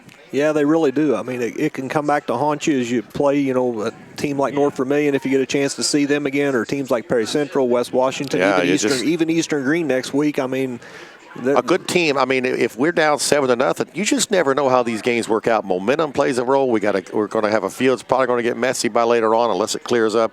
You can't afford to give teams an opportunity to get on top of you like that. Of course, you got a guy like Tyler Muir, who on any given play at any given time can score a touchdown. But fortunately, after that first drive, that looked like the Miners got things going. Well, at the end of the first quarter, it was 7-0. That's the only touchdown scored in that quarter. The Miners in the second quarter get a 55-yard run from Muir with 10:07 remaining. Wilson adds another extra point, making it 14-0. And then Garrett Mason puts a touchdown on the board. 5:03 left in the second quarter. That was a 30-yard run for Garrett. Wilson again adds the extra point. The Miners go on top 21-0. And then with 2:56 left in the half, the Miner defense comes up with the stop, forces the Warriors to punt. Trey passing on an interception. Well, we got Tyler's touchdown first. Tyler on the 68-yard punt return to make it 27-0. Wilson's extra point makes it 28. And then as North Knox drives down the field, then we come up with the pass and interception. And looked like he might go the distance with that, but kind of ran out of gas when he got down to about the 40-yard line and got caught from behind. Probably hadn't run any in that length of time in a while. They got down to the 35. He picks that off at the 12 and gets all the way back. And the Miners really knocking on the door right before the half, just unable to get the ball in there. Probably another minute, we got 7 points on the board. Well, yeah, I agree, and then I'm glad they lined up and tried to kick the field goal. It's unfortunate that it got blocked. You kind of like to see what Luke's range is, and also execution. And if there's one thing other than what's happening a little bit offensively, there's just too many times that the extra point is blocked, and we've had 2 field goals blocked, and I think 3 extra points blocked, and when given the opportunity to kick the ball, Luke has put it right down the middle. He had one tonight, hit the upright and went in. He's done an excellent job. But when it comes down to a 21-20 game and we're at about the 12-yard line and with a chance to win the game, it's not going to come down to Luke. The offensive line there has got to keep him keeping him off of him, because I'm confident after watching him through this week. I mean, he's going to kick that thing through there if he gets the time more often than not, for sure. And that is a big weapon in Class 1A. You just don't see a whole lot of teams that can kick field goals from 30 yards out. Like me, Darren, you remember the days of when Linton went for 2 almost every play, because we rarely. Some of the extra point kicks were quite in a expedition and what's going to happen next. And really with Dylan. And we've had a couple other guys. You start going back to Tony Morones and we've had some kickers through the years, but Brent Anderson I know kicked well, Chuck Wilkes kicked well, we mentioned before, but I think it really started with Tony Morones when you got to somebody that could really kick it a long way and really count on for consistency on. Matt Steves was another one, and yes. He got his knee injury that took him out of his year in that game. Against the Arrows, of course, but. I know he could kick the ball. Maybe I'm wrong. We have had a long period of kickers, but there was a period where we used to go for 2 all the time. Yeah. Well, both teams have made their way back out onto the field here. Still a couple of minutes away from the second half kickoff as they go through their stretching. So we'll go ahead and take one more 60-second break. Come back with the start of the second half. You're listening to Linton Minor Football, produced by Media 5 Sports.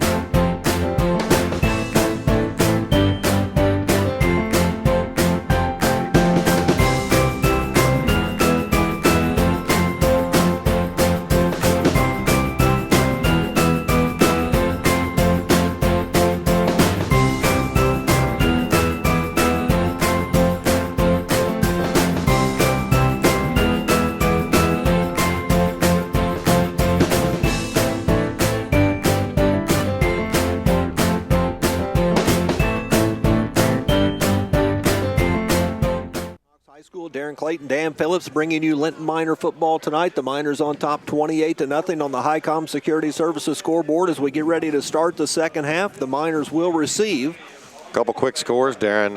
Really a little surprising. North Central and Riverton Park, not having much success. It's just 16-12 Thunderbirds at the half. The other score that kind of pertains to us, Indianapolis Lutheran, I think they're in 46, playing Monrovia, who we got next year, 30-0 Monrovia right now. Wow, that Monrovia program, I remember we played them in the early 2000s, late 90s. Yes, and boy, they've come a long way since then. Well, that's the only loss our JV has received as far as I know, and it wasn't just a loss. They kind of handled us pretty good. North Knox has the ball teed up at the 40-yard line, and James Price will be the kicker as the Miners still waiting to break huddle here. James, of course, the straight-ahead kicker, and got injured in week 1 against Sullivan and still recuperating. Miners send back Eberhardt and Muir to receive.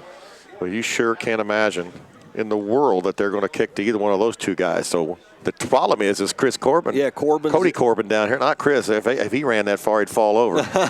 Cody Corbin down, and he's sneaking up about the 35. Really, all of those guys. Kendall Williams is in there. Well, we're getting ready to kick off. North Knox going to go right to left. The kick right down the middle of the field to Eberhardt. He bobbles it at about the 18-yard line, picks it up, heads to the left. Now back up the middle, has a hole right up the gut to the 50, the 45, the 40, and he's going to score. Mitch Eberhardt. What did I just say? Going to go about 82 yards. You just couldn't believe they were going to kick it to him, and they do. What a mistake. 82-yard kickoff return to start the second half for Eberhardt. And that's what Mitch has been waiting for, the opportunity. He opened the year with Speedway where he had a nice return almost back all the way, and that was a great start. And, boy, he just hit that thing ground running. One guy tried to stop him and give him a forearm shiver, cut to his left down the Miners sideline, and 82 yards later, special teams by the Miners makes a big play. Second one, a punt return, now a kickoff return on top of it as Wilson comes on to add the extra point. Miners rather have a player coming out late here. Good speed by Mitch Eberhardt, and he had 107 yards rushing last week. And kick is up, and I believe it's good again. Wilson adds yet another extra point. So with 11:46 left in the third quarter on the Highcom Security Services scoreboard, the Miners extend the lead to 35-0 on a 82-yard kickoff return by Mitch Eberhardt. You think they'll kick to him again? Can't imagine that they would, but you kind of called that from the beginning. They're just, I don't know why you would kick it. Talk about who's deep, and it's like, well, they won't kick it to him, and, well, we find out why they shouldn't have. Now we got a North Knox player wandering around the field down there like he's looking for something, or is he already back there? That's Ballou. Talking to the he's official. Just back talking to the referee. Well, this is unique, Darren. We got a punt return touchdown. We got a kickoff return touchdown. All we really need now is a defensive touchdown. Yep. Add an interception or a fumble return for one. And so the Miners special teams comes out now to kick off here. We've seen short kicks so far that have gone to the kicker's right. So that'd mean it'd be coming to our side this time. See if North Knox makes any kind of adjustment on who they put where here. Yeah, you would think they might sneak somebody up here or put one of the guys down like Field. Now, Field is down here at about the 22-yard line. I think that's Field. I get 24 and 23 confused. Yeah, Ballou's all the way back by the end zone. We've not seen Luke kick one that far all year. He's usually about the 15 if he gets a hold of one. Wilson approaches the ball, puts his leg into it. This is like an onside kick. It lands like a big hit. A pitching wedge, and they're going to flag that. That's not. I can't believe that call. I mean, that ball's free. You're leaping to make that hit. If the ball squirms out of 44's hands, it's a live ball. Official, that's a ridiculous call. See if they talk it over and pick that up. He's ready to mark it off. 44 is Weiler, senior athlete. He comes off and. I mean, he got the ball. I just don't buy that call. I don't either. 42-yard line. I mean, that's a live ball. So they'll mark off 15 against the Miners for the personal foul. That thing landed out there like a pitching wedge. Stopped right in his spot. Just stopped on a dime. And so all the way up to the 44 of the Miners is where North Knox will take over here on their first possession. Now, we've seen a couple of calls like that, and I don't know how you're supposed to know if the kid's down or not. Yeah, I mean, it's a free ball. I mean, I know you're down in high school when your knee touches, but you've got a right, I would think, to go for the football and try to recover the fumble. Yeah, I mean, if the ball squirms out of there. So where'd they put the ball at? The Linton 44? Linton 44, so Hagemeyer out of the shotgun, gives it off to Fields, going to the right side, has some running room again over there. Going to get it out over the 40 to about the 42-yard line. A Warrior slow to get up. I think that's 66. He's had a couple times where he struggled to get up. No, it isn't 66. That's Holt, their tight end. They can't afford to lose him. So the ball goes out to the 38-yard line. Pick up a 6. Was that Fields? Fields, yes. So second down and 4 yards to go here. Hagemeyer out of the shotgun. Fields to his left. 2 wide receivers to the near side this time. Ballou is one. And they're going to fake it. They're going to come his way. Ballou's going to drop that incomplete. Miners were quickly closing in. If he could have dodged one tackle, though, he probably could have picked up about 10 yards. I think that's the one they've been looking at as he creeps out of that backfield, and they're trying to catch the backside of sleep. Muir and Kendall were out there. One of the Miners was quick, forced that throw a little bit fast out there. So that'll be 3rd down and 4 now. Well, they probably are in 4-down territory, you got to figure. Yeah, most definitely from down here. And not a bad idea to take a shot there on a 3rd or 2nd and short. And you're down, pretty good. Fields to the left of the quarterback. 2 wide receivers again to the near side. And they're going to give it to Fields again, going to his right. Cuts it. Now back to the outside and going to be greeted there. May have got back to the line of scrimmage. Boy, it looked like he had a little bit of a room out there. Made a nice cut. Chance Howard, I believe Pierce Jackson was one of the first ones there. Trey Passon's made quite a few tackles tonight as well. Now, just when you thought he might have found a hole, he quickly got closed up, yes. Pierce put the crushing hit that finally dropped him, but several Miners are there. Great job by Chance Howard, 52, just a sophomore. 4th and 4, like you said, the Warriors going to go for it down here. Now they're looking over at the sideline, see if they might try to draw the Miners off this time. We've not seen that. We saw the Miners jump offside last week on a couple of occasions. Down to 8 on the play clock. Hagemeyer waits for the snap. And he's going to look to throw. Comes back out again to Ballou. Makes the catch. Avoids the tackle. Gets it out over the 30 down to the 25, 24-yard line. Nice tackle by Kendall Williams to save the touchdown. Yeah. Got around the first guy. Kendall Williams rats him up. If not for that, the Warriors are on the board. And that's the exact same play they just ran. I thought he was going to miss the target again that time. Yeah, let him a little bit. But nice job. Muir went in for the original tackle. Couldn't get it. And Tyler seeing what it's like to be on the other side of it that time. And well, if he'd have picked that off, he'd have been gone. But 13-yard gain, and now they're at their deepest penetration. 1st and 10 at the 19-yard line. Well, it's not their deepest because they were there the right other off the time bat. they had it, they just kind of got it handed to them there. So out of the shotgun, Fields up the middle, and he's going to be stopped. Might have lost a yard on that. The Miners closed so quick. Pierce Jackson, the linebacker, comes up and makes that hit. It looked like Fields, again, had a little bit of a room, and I believe he's at the 25, so that's really a kind of a yard loss. So it'll be 2nd down and 11 now. And, you mentioned the quickness, and the paper tonight, the Greene County Daily World, one of our sponsors, had an article about the line and how we kind of switched to looking for quickness this year. They were talking more about offense, but it fits the same on the defensive line as well. Big and giant and lumbersome is not always fast football. Hagemeyer out of the shotgun, 2nd and 11. Waits for the snap, takes it. Going to give it to Fields again, going to his right, and bounces it to the outside, and they're going to stop him again. I'm not sure if he may have got back to the line of scrimmage. Avery Gentry mopped up, made the tackle along Dylan Morris out there, but Chad Trent was kind of containing at the defensive end and caused him to pop out. He did look like he lost a yard out there. Yeah, I think they're going to mark it back to the 26, so call it 3rd and 12 now.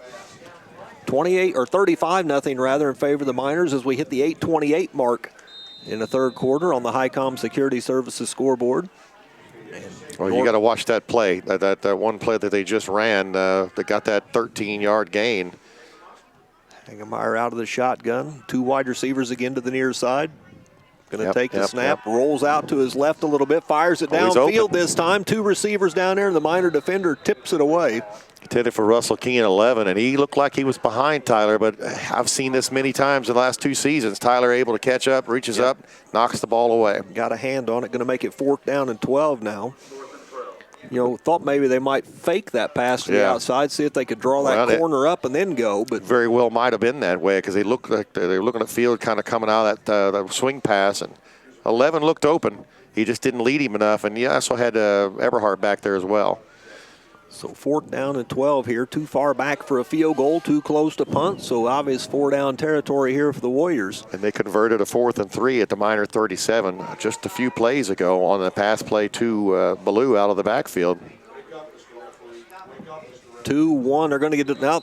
Yeah, that man. Oh, the flag flies. That referee was waiting to throw that for delay of game. I mean, gee whiz. They get a timeout, though. Are they going to give them a timeout? So a timeout for North Knox there to avoid the delay of game as a play clock. Man, that flag came out fast. The little flag happy tonight, but he got that in just under the wire. Well, tonight's game brought to you in part by Asphalt Doctor in Bloomfield. For all your paving, seal coating, striping, and repairs, call the Asphalt Doctor for a free estimate. That number is 327-4446. Well, West Washington has a pick 6. And that is going to make the score 12-7 at the halftime. West Washington Senators. Either way you look at this, they haven't got a lot of respect in any of the polls. They barely have gotten mentioned. And Perry Central up to number 10 in Class 1A. And West Washington's kind of showing something. And I really thought West Washington looked pretty good against Springs Valley.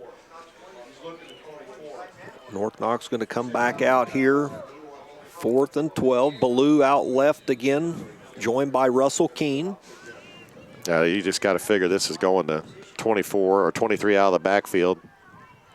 Hagemeyer takes the snap, Same going to play. roll out to his left, looks to fire Same down play. the field again, and picked off by Muir at the 6. To the 20, the 25, and there's one lineman. He sidesteps him and gets a block, and he's gone. There's the interception and the defensive touchdown as Tyler takes it all the way. Oh, my gosh. Where did he get 91 yards, I believe. About the 9-yard line down there. I could not. As soon as I saw him pick that up on the fly and speed, I thought he's going to score. There's one guy. There was a lineman here that had an angle on him, and he just kind of sidestepped him. And once he got by him, he got a nice block from Chance Howard. So we've mentioned Chance a bunch tonight, and he throws the nice block down here. So with 7:48 left in the third quarter, we're going to call it 91, unless we hear different. A 91-yard interception return makes it 41-0. Well, we've had about every possible way to score. And the extra point is blocked. I mean, he kind of kicked that a little low there. That was not one of the better efforts. But anyway, with 7:48 left in the third quarter on the Highcom Security Services scoreboard, it's Linton 41, North Knox nothing. We'll be back in 30 seconds. This is a Media 5 sports production. Holy.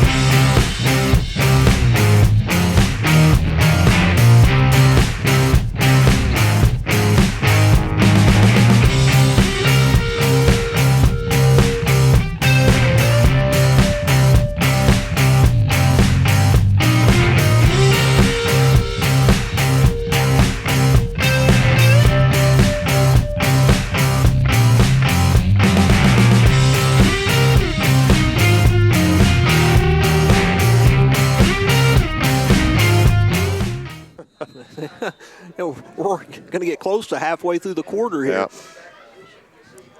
Wilson prepares to kick off again, has it teed up at the 40. We've seen all short kicks tonight. This one here is going to be short again, going to be fielded at about the 25-yard line. And the runner has a hole up the gut to the 45, the 50, and only has one guy to beat. Come on. And they're going to try to get him from behind here. Chad Trent can't get him, and he's going to take it 75 yards for the touchdown. Right back at you, says North Knox. Is that 25 Stein, or is that field 23? I think it's 23.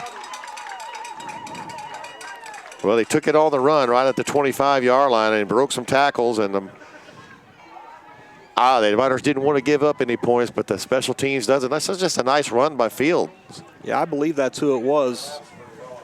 75 yards, so right back at you. 7:34 to go in the third quarter. North Knox gets on the board. We've had a little bit of everything. It has been an interesting night. Back-to-back kickoff returns. I don't know when I've seen that one. And interception return and a kickoff return, but back-to-back. We've had So on to kick is Price. Good snap, ball down, kick up, and he boots it. It's going to be good. So Price adds the extra point.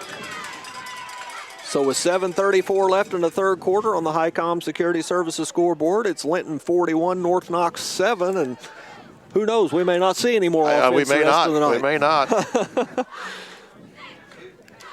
Now the Miners they've been kicking it to about between the 30 and the 35. Yeah. That time they went just a little bit deeper, and they pay for it right up the gut.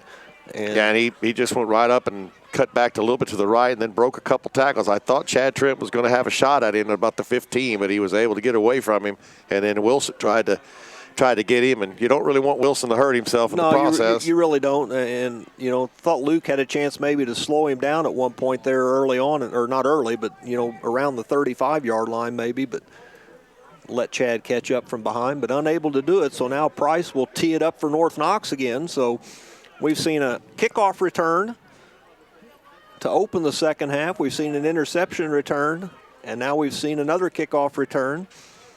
So what will we get here as Price gets ready to kick it? Well, you sure would not think they would even remotely think about kicking the ball deep. And they don't. This time it comes to the near side, picked up by Corbin at the 38. He loses his footing. Only going to get a couple of yards, maybe out to the 40. Cody just couldn't get his feet underneath him that time. Destin Hardy, a freshman, comes up and makes a tackle, and he was in a kind of an awkward situation trying to get back up and didn't want to see him lose the ball. But he did pick it up at the 39. We got the ball at the 40. So a couple of yard return there for Cody, and the Miner offense makes its way back out and makes its way out on the field for the first time this half. So Muir out of the shotgun, has Clothier to the near side, the short side of the field. Out wide to the other side is Chad Trent. So Chad back out there wide to the left as we go without a tight end here. Eberhardt in motion, and they hand it off to Eberhardt, going to the left side on the jet sweep, and he may go again. Yep, he's going to go. Mitch Eberhardt right down the left. Oh, what did he do? Stepped out of bounds. So the North Knox, whoever it was over there for North Knox, just enough of a hindrance to get him out of bounds. Sure didn't. It's hard to see from over here, but he's all the way down around the 19, 18, 16-yard line. Yeah, I thought he was going to go all the way there. They're going to set it down finally at the 17, so a nice pickup for Mitch there. 53, if I'm not mistaken, on that carry. I thought he was gone, and next thing you know, they're blowing the whistle and found the sideline there. I just thought he was slowing up because he figured he was in there. I look for that little quick out pass to Clothier on the near side. This time they hand it off to Pierce coming to the near side, and they've got him wrapped up, flags down. That's probably a face mask. Yeah.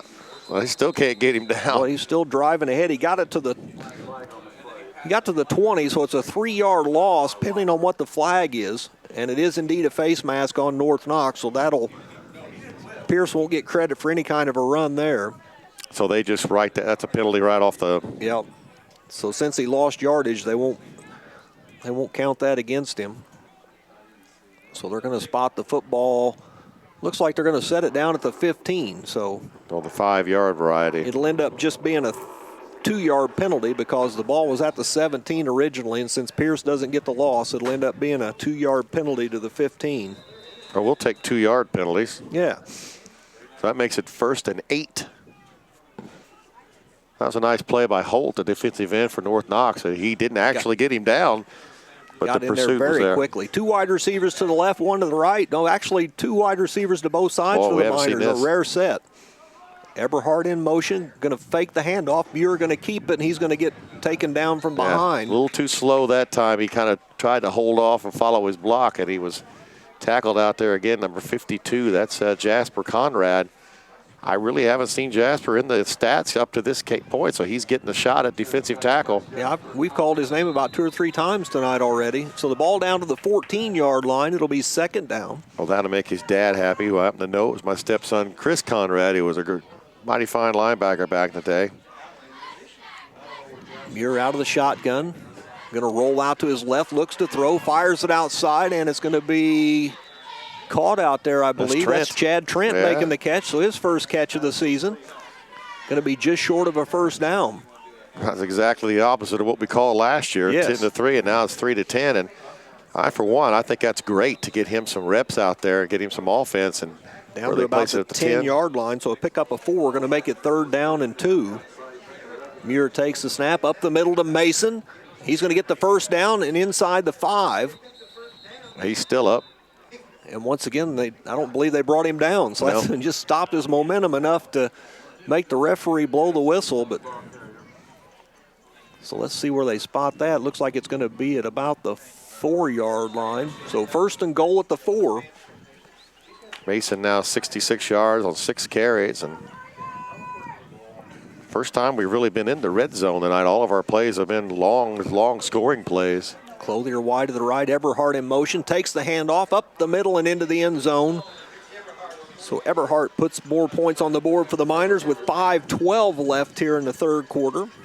A lot of scoring here in the 3rd quarter. Lots of it, and Mitch gets rewarded for that nice 43-yard run earlier. Now he's got 69 yards on 6 carries, and Luke Wilson will try to nail this one after really kind of missing his his first one that genuinely I fell on him. It really got blocked, but I kind of felt like good snap this time, kick up and right through the middle again. So, I mean, I still take my chances with him. Oh, yeah.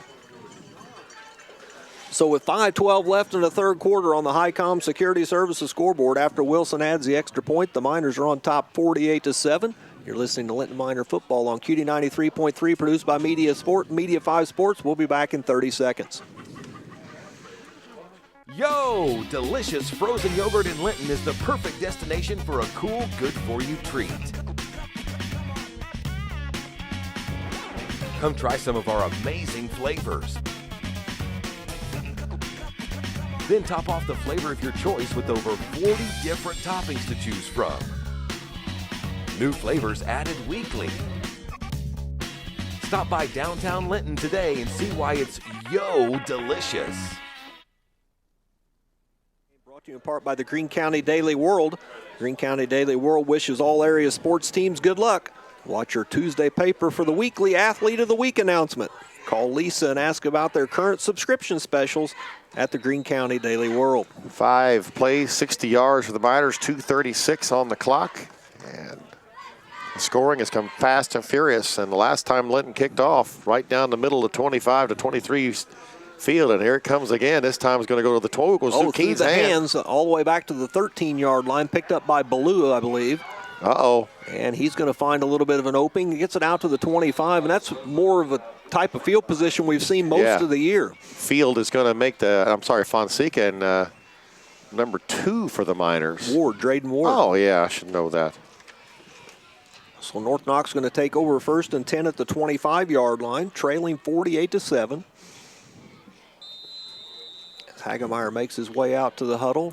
Well, as short as the first half was, is as long as the third quarter has been right now. Yes. 2 wide receivers to the near side. Well, they found a little bit of success with this, although they didn't complete some of those passes. Hagemeyer takes the snap, gives it to Fields, going to the right, gets it out over the 25, maybe the 26-yard line. Boy, again, Avery Gentry along with Chance Howard and getting off the bottom of the pile, T. Pig. So a pickup there of about just 1, going to make it 2nd down and 9. I'm trying to see here real quick. That's 62 yards, but 20 carries. So, I mean, it's still an excellent job. That's just a mere 3.1 per carry. Over 3 yards a carry there, so making him work for his yards. Well, you want to keep him from busting open a big, long play. And we've other than the 1 kickoff return, I think we had one other play. Hagemeyer out of the shotgun. Once again, 2 wide receivers to the near side. Fields in the backfield. Snap's going to be dropped. He rolls out, flips the pass out to Fields, and he's going to be immediately met out there by 2 or 3 Miners. Yeah. I think that was Pierce Jackson leading the charge. That was Ballou. Number 24 gets up a little bit gimpy. He had to get that ball out there quick. And it'll be no gain on the play. Ball going to be spotted back at the 25. Actually be a yard loss because they've gotten it out to the 26. So back to where it's 3rd and 10 now. One of the Warrior players making his way over to the bench. That's Colton Wheeler, one of the seniors on this team. Yeah, and he's a new addition to the team. It wasn't on the roster last year. You talk about a class last year of graduation. Boy, I don't know how many. There could be a team that could have lost more vital members to your team than they did. 3rd down and 10. Runner in motion. They fake the handoff. They're looking to throw. Now they throw it out in the flat. It's going to be incomplete. Be 4th down and 10 here. And that was intended for Dustin Stein. We haven't called his name a whole lot. Hagemeyer looked a little rushed that time. Looked like he heard footsteps, and that probably wasn't going to go a lot of places because Chad Trent was out there pretty quick. Now you wonder if they were going to try to hit the deep route or if that was just the decoy. I think they were going to try to hit it, and then when he couldn't, he just felt like he needed to get rid of the football. Punting team back on again. The Miners continue to send Tyler Muir out there as we're still in the 3rd quarter here. Eberhardt going to join him back deep now. So a dual threat on the return. Yeah, you can't think for the life of you why you kick it to Muir. I mean, of course they do. Right to him. Right down the middle of the field. He gets through his hands at the 47. He's going to pick it up back at about the 38 and be tackled. So it's going to be about a 9-yard negative return for Tyler that time as it went right through his hands. Must have looked ahead thinking about what he was going to do. And again, I mean, that you don't see that in the end report, but that's the kind of thing that could turn into a gigantic play. So the Miners are winning and looking a little bit better the second half for sure, but there still is going to be some things that you've got to address. Yep, I mean, a punt like that in a big game that the other team recovers, and now you're giving changes the game. Field position. And so the Miners will take over 1st and 10 at the 38-yard line with 3:07 left here in the third quarter. They're already on top 48-7. In motion, the handoff goes up the middle, I believe. Did they give that? Well, it's not Mason because he's standing there. Yeah, I see him now, so it must have been Pierce coming in motion that took the ball. Yeah. Tell you what, sometimes it's pretty tricky to tell who gets the carry. You really have to, as I've learned over the years, you almost learn what guy's got a blue sock on, what guy's got certain mannerisms, the way they carry themselves is how you start knowing them. Out to the 41, a pickup of 3 will make it 2nd and 7 here. You're again out of the shotgun. Usual set of backs. Snap comes, handoff going to go to Mason this time. He's able to get out, maybe pick up a yard. May have just gotten back to the line of scrimmage here. We'll see where they mark it. It's about the only way you can get him before he gets his engine going and getting out there. I think Jasper Conrad, again, he's doing a good job tonight. It looked like he got him by the leg just enough to stop him at the 41 for no gain. So to bring up a 3rd down and 7 now for the Miners. You know, something I noticed last week when I was going back through the stats, and again tonight, we've not seen Kendall Williams lined up at running back any of the last couple of weeks. And I thought we were going to see him a lot more rolling in there. And, gosh, he's a weapon when he's carried the ball. He's done a great job. I thought we'd see him out spread wide, too. Eberhardt in motion. They come the other way to Jackson. He's got some running room to the right side, out to the 50. Stiff arms the defender, gets to the 40. Still on his feet inside the 35. They're going to mark him out maybe right at the 35. A nice run by Pierce. And I tell you something right there. If you saw that on LintonMiners.com, Ian Fonseca was leading the way, number 50, but he did a great job because Russell Keene, number 11, was right where Ian could have easily pushed him, and he got a flag for blocking the back. Pierce really couldn't cut against it, so Ian kept his hands off, and he didn't score, but he got a nice gain all the way down to the, the 35-yard line. So a pickup of about 24 there. Right on the nose. The Miners put Trent back out as a receiver on the far side, along with Eberhardt in the slot, Clothier to the near side. We haven't seen a whole lot of this spread like this. Jackson on the left wing, Mason in the backfield. Muir waits for the snap, takes it, going to hand it off up the gut to Mason, and he's going to pick up about 4 down to the 31-yard line. And another tackle by Conrad, 52. As we approach the 1-minute mark here in the third quarter, Miners easily in front 48-7 in a game where we thought the Miners would put points on the board based on what they average and what the North Knox defense gives up. But it's been the Miner defense that's been the big story tonight. Yeah, really. that 7 came on a kickoff return, so you can't hold it against them. Muir rolls out left, fires the pass out there, and had 2 guys and right in between him incomplete. And they were both fairly well open. Whoever caught it probably had a good shot of scoring. Out there it looked like was Stein, 25, but that was just fell kind of in between the 2 guys. Clothier, they've really not looked Jacob's way tonight. No, and, I did a thing this week where I went back and looked at all of the targeting, who we threw to. And coming into the game, Jacob had been targeted 18 times and 17 times for Pierce. It's just tonight he's been kind of quiet, has that 1 catch. Clothier to the near side. It's Trent and Eberhardt to the left. And North Knox jumps, but they don't get into the neutral zone. So the Miners, that's the first time tonight we've seen them try to pick up some extra yards. Now the snap to Tyler, gives it on the counter back to Pierce. He's going to cut it back up the middle to the 25, the 20, still on his feet as he spins away from the defender. Now he's met by 3 or 4 guys. They finally get him stopped. And they're going to mark it at about the 17 or 18-yard line here. C.J. Hardy, a guy we haven't called a whole lot tonight. The first guy was Hagemeyer. They're going to mark it, looks like, at the 17. So a first down for the Miners. As we're under a minute to go here in the third quarter, probably will be 1 more play. That's 66 yards for Pierce Jackson as well. This is a little bit more what we're used to seeing, multiple backs with all around 75 and 80 yards. And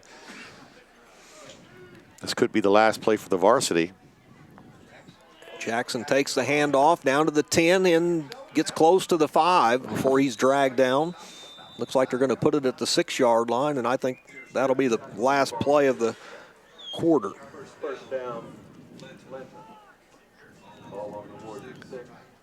So first and goal for the Miners. Actually, they may try to punch us in with the varsity here. I think so, I think that's what they'll try to do. So the clock's running with 20 seconds left, and they hurry to the line of scrimmage.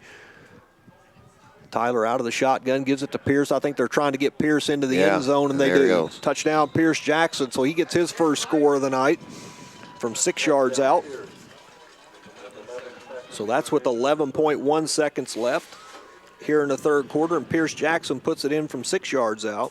Definitely think that was all designed to get Pierce in the end zone. And I agree. He kind of earned it. He had a 24-yard run and 5 carries on this 8-play, 62-yard drive. Wilson on for the extra point, tries to make it 55. And the kick is a little bit of a low-line drive, but it's through there. So Wilson adds another extra point. And with 11 seconds left in the third quarter on the Highcom Security Services scoreboard, it's Linton 55 and North Knox 7. Just get the kickoff here, maybe one more play, and we'll head into the fourth quarter. Tonight's game brought to you in part by Media 5 Connect. Tired of paying a fortune for a website and maintaining a website? Talk to Media 5 Connect about a website that's affordable to create, affordable to maintain, and offers daily updates to keep your internet marketing fresh and current. Call Keith at 887-0159 and let Media 5 Connect unlock the potential for your business online. Well, it'll be interesting to see what we do in the fourth quarter. I think, if you're going to put your JV defense in there, you would expect the North Knox JV offense to come out, whether or not that happens. In a game like this where the defense is really trying to shut down North Knox's offense, I think if you see Fields and all those guys out there, you may not see that JV defense. That could be true. Although this is a JV kickoff. I see Noah Clark.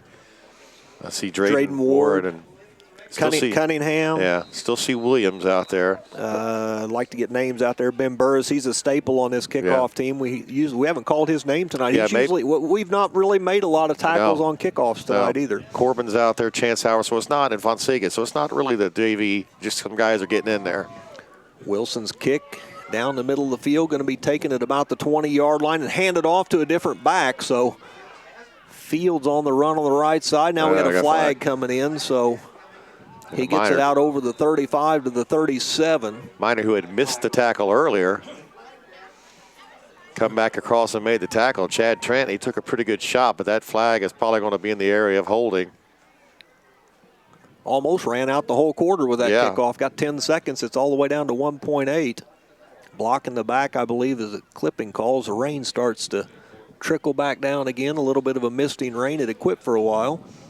So in stat world here, does he get credit to returning the ball to wherever he got it to? Is? Yeah, so wherever the penalty. So if they mark that off from the 20, that's about where he caught it. So he might have got a 1-yard return here. Yeah. Yeah, those penalties are very costly.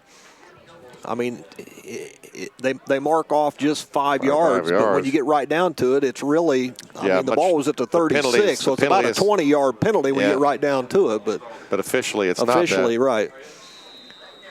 So the ball marked at the 16-yard line, I believe. 15 or 16, where North Knox will take over. They'll have one play here to finish out the third quarter.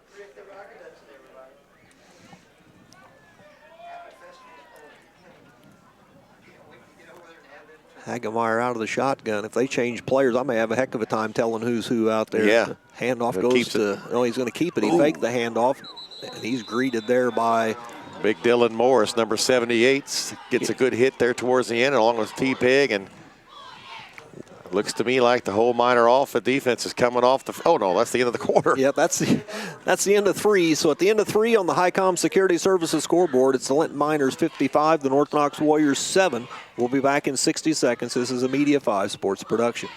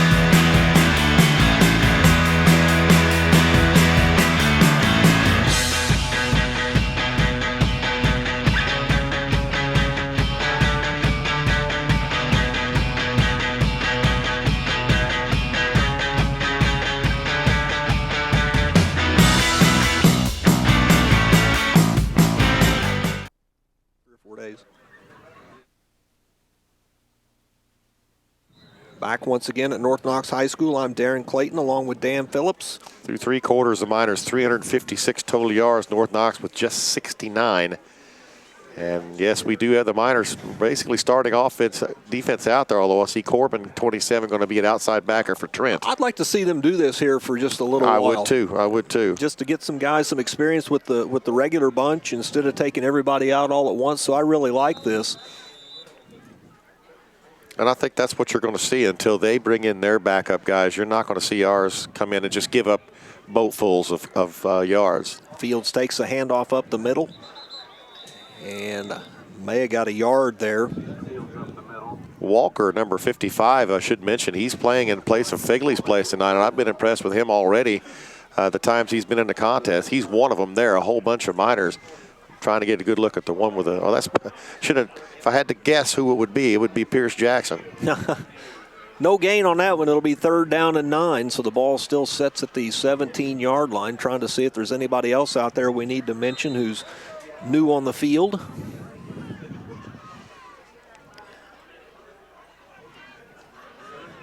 Hagemeyer ready for the snap here. Miners show pressure. Fonseca in at inside backer. And they're still waiting on the snap, down to 10 on the play clock. There's the snap, going to give it off to Fields, going to the left side and going to get out over the 20 to maybe the 21 or 22, and that'll bring out the North Knox punting unit again.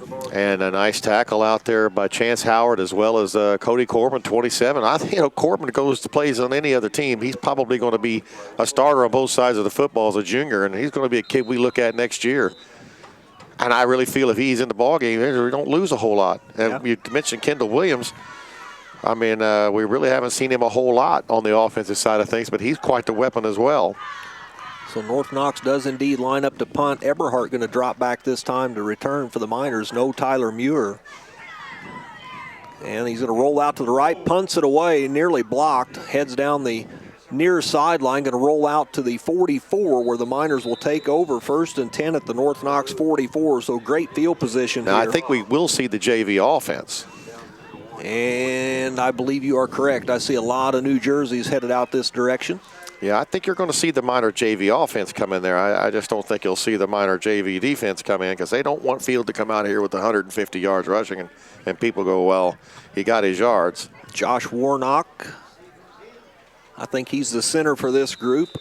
Levi Gerald's, he's coming out there with the JV with Ian Fonseca back. Yeah. He's he did a nice job filling in for Ian while Ian was gone. Very, very valuable experience. Got some valuable experience, and he's definitely going to be a kid next year. With Demo graduating, you're going to need somebody to come in there. Robert Hecox, I believe, also on the line here for the Miners as Ward takes the snap, and it's going to be a bad snap. Ward picks it up, and he's going to lose a yard back to the 45-yard line. You just got to feel for Ward. If he's not taking kneel downs, he's gotten snap problems. Jasper Conrad, if there's anything tonight for North Knox to be happy about, here's a kid who's a junior that I really haven't seen, and he's made several tackles tonight.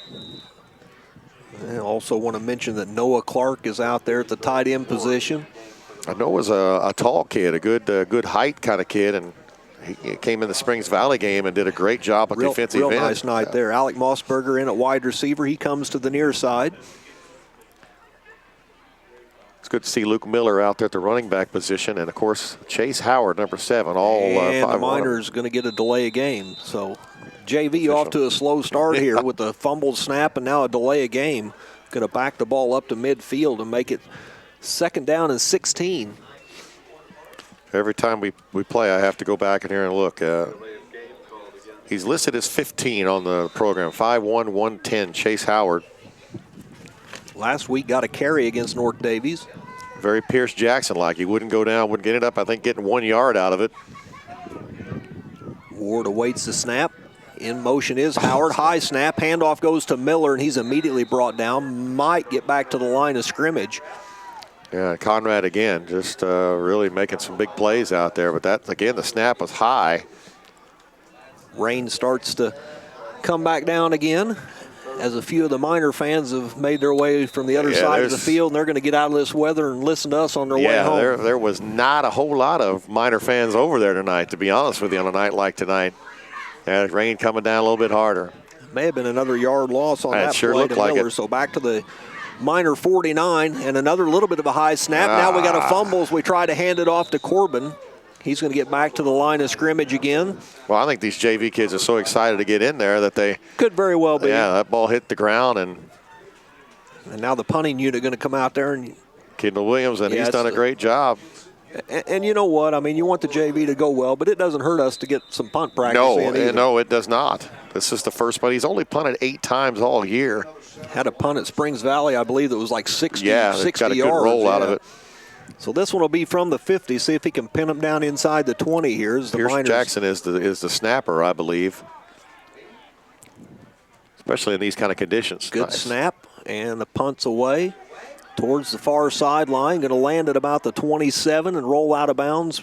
Yeah, right about 27. There. So about the 27, 26-yard line maybe. So. Well, that's what you like to see. The snap was good. The punt got away good. Nothing bad happened. You kicked away from the guy and got him down there. And you're right. The minor varsity defense. Yeah, I don't think you're going to see it. Stays out on the field here. So 26-yard line, 1st and 10 for North Knox. 7:55 left in the 4th quarter on the Highcom Security Services scoreboard. The Miners lead 55-7 as they will improve to 6-1 on the season. North Knox going to fall to 2-5. I prefer to say we are unbeaten on the field of play. Yeah. So North Knox will see Hagemeyer out of the shotgun. Takes the snap, going to give it to Fields, coming to the near side, and he's got running room. Didn't quite get to the 30, maybe did get to the 30. Howard and Williams are going to be the guys that make the tackle. Do have another guy in there for the Warriors. Number 9 looks like Lee Endicott is kind of in that position that Ford was in. I would call it almost a fullback. So a pickup of 4 going to make it 2nd down and 6.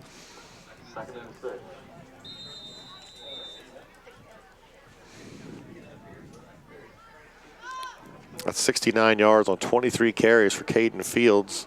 Ballou hasn't carried the ball a whole heck of a lot tonight.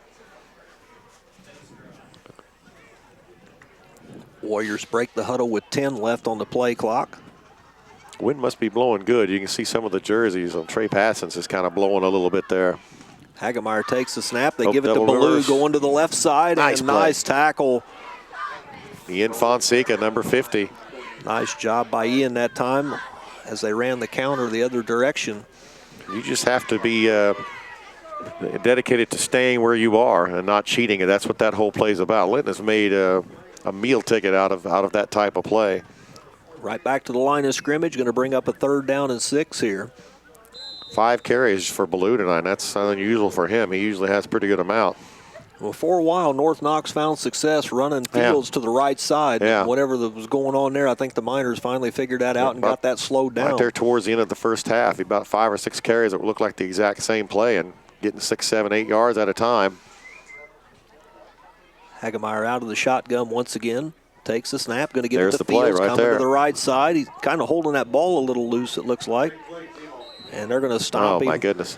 For a yard loss back to the 29-yard line. Mason out there along with Chance Howard, but the play was made. Dylan Morris is at his natural position, defensive end, and all I saw through my field glasses was 2 black jerseys and him holding them both up, and that was what Fields was not able to get around, and the Miner defense makes the stop.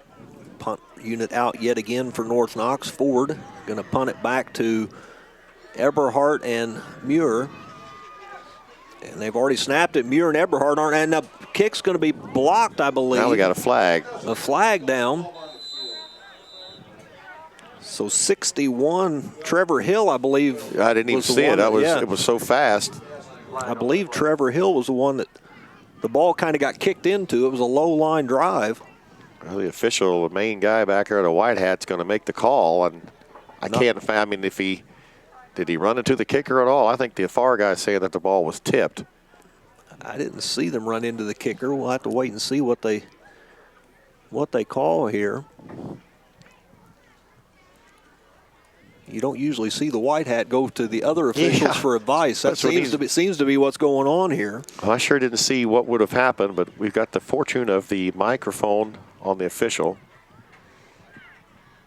Illegal substitution. I that ball got punted before Tyler and Mitch ever got turned around. Maybe so the Miners may have had too many men on the field. I think I heard the boisterous voice of Joe Lorig down there saying 12 men on the field. So the ball goes all the way out to the 34, a 5-yard penalty, going to bring up 4th and 2, but they're still going to be the punt unit for North Knox. So it doesn't matter what happened on that before. Now North Knox is going to have to take a timeout, I believe. Now the Miners are going to take a timeout. 2, 5, 6, 7, 8. Now they only got 10 guys on the field.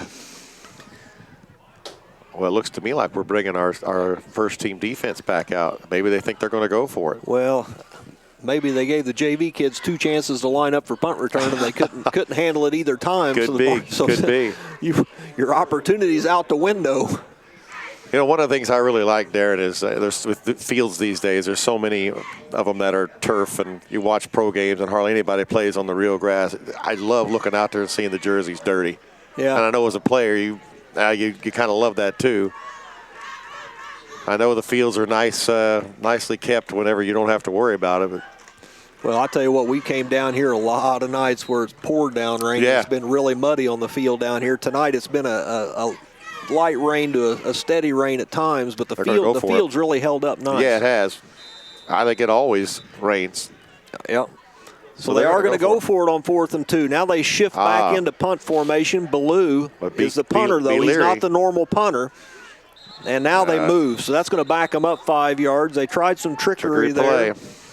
And they just didn't hold the focus, and they'll back them up 5 yards. And now I'd say they'll bring out the regular punt unit. Trying to catch us in something there. We exchanged 5-yard penalties. I keep having to alter my spreadsheet here. Now they are going to come out. So that'll make it 2nd down and you're right. 7. The different punter is 4th down and 7. Ballou is going to punt the ball as opposed to Ford. All right, so now we get Eberhardt and we got Jackson back this time. So Jackson and Muir back. He runs about 5 yards before he punts it. Nice kick, though. Tyler going to let it land at the 39. He picks it up at the 35. And now he's going to go across the field. Could it be another one?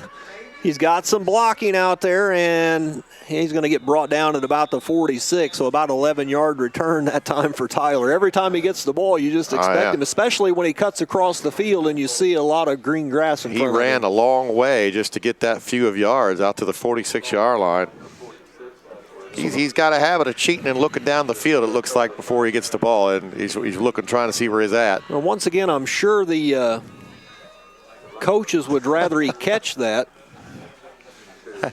Joe hands me a nice thing, a minor trivia for football. Since 1997, the Miners are 19-1 against the North Knox Warriors. And that one loss back once again in 2009, 15-7 was that score. Snap goes to Ward. He hands it off up the middle. Is that Corbin, I believe? Going to get it out to the 46 into North Knox territory. We'll double check the number on that. It is indeed Corbin on the carry.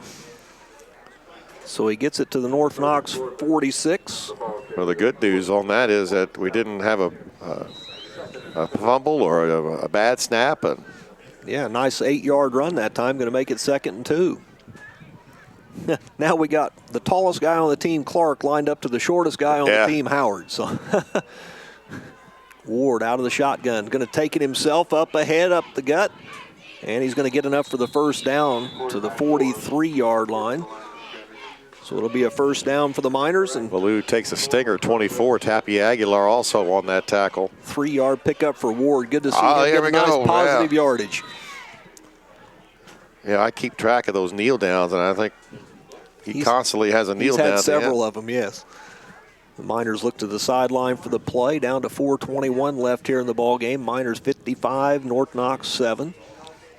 Ward out of the shotgun. In motion is Corbin. He takes the handoff, looks to cut to the outside, does so, gets it down inside the 40 to about the 36-yard line.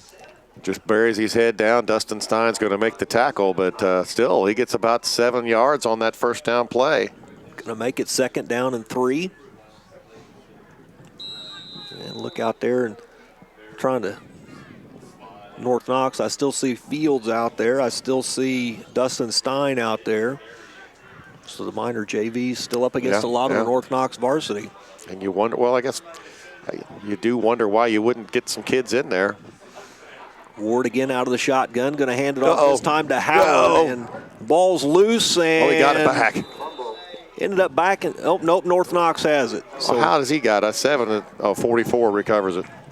So North Knox ends up with the football, kind of ran into each other back there, maybe a little miscommunication as Colton Wheeler is able to come up with the fumble recovery for North Knox. So just when you thought the JV might be moving the ball a little bit, turn it over. Right back it goes with 3:30 remaining. Well, Chase just slipped and that threw the whole play off. So North Knox takes over at the 41-yard line. 1st and 10. Hagemeyer out of the shotgun, takes the snap, and it's on the ground. He drops it. He picks it up now, and he's going to be greeted by. Now he loses it again. Able to fall on it back at the 31, I believe, was Fields. We get a lot of Miners back here. Walker, 55, and Jackson, Pierce Jackson, number 8. Ends up being a 10-yard loss, going to make it 2nd down and 20. And actually, they end up marking it up at the 32, so we'll call it a 9-yard loss, make it 2nd and 19. That's negative 20 for Hagemeyer on 6 carries tonight. Do they have over 100 yards of offense? Or I do not believe so, but I can tell you real quick. It's been mostly Fields. 66 yards, and 68 is what Fields has got. So everybody else going the wrong direction. This time they give it to Fields again, going to the left side. Takes a good pop. He's got a little burst of when he gets out of there. Fonseca again, number 50. He's going to make the tackle. Takes it out to the 35 just to pick up a 3. 3rd down and long. I think if I'm the Warriors, I let that play clock run down to next to nothing and try to get out of here without anybody. Oh, I see why they had different punter. The punter forward, it's not hard to miss him. His name is on the back of the jacket, has the pads off, and has got a coat on. And doesn't look like he's getting around very well on the sideline. No, he looks a little bit woozy. I don't remember him getting hit during anything. I don't either. I hope he's all right. You just hope you get through every game. Snap goes back to Hagemeyer. He flips a little shovel pass to Ballou, but that's read well by the Miners. It's read real well by Cody Corbin, 27. A lot of Miners over there. Chance Howard, we have called his name in numerous times and out. So that's actually a pass. Yep, a little shovel pass out ahead. The Miners all over it. I'm not sure. Did he get back to the line of scrimmage? May have lost a yard back to the 34, and Ballou will be doing the punting again. Back deep for the Miners, Muir and, is it Jackson or Eberhardt this time? I think it's Eberhardt this time, back deep. Good snap. He rolls out to his right, punts it, line drive punt. Going to be fielded by Muir at about the 30-yard line. Looks to cut up the middle now, trying to find a hole, lowers his head and takes it out to about the 47-yard line. Just a quick 16 yards. 1:02 left in the ball game on the Highcom Security Services scoreboard. The Miners are on top 55-7. They'll take over once again at the 48-yard line, 1st and 10. JV offense in there. Are we going to take a knee now? No. Yeah, maybe we are. And we are going to take a knee, so that's going to poor Drayden Ward just when he gets some positive yards. And so one more time we'll probably have to do that, and that'll take care of business here for tonight. Once again, the Miners improved to 6-1 on the season. North Knox falling to 2-5. As they respot the ball, the play clock put into play with 40 seconds left, and they get a couple of different players in the game here to let them get their name in the book for playing tonight. Let that thing get down just a little more, and that'll do it. That'll be the last knee. So the final score on the Highcom Security Services scoreboard, it's the Linton Miners 55, the North Knox Warriors 7. We'll take a 2-minute break and come back with the post-game show. You're listening to Linton Miner Football on QD 93.3 and WQTYradio.com, produced by Media 5 Sports.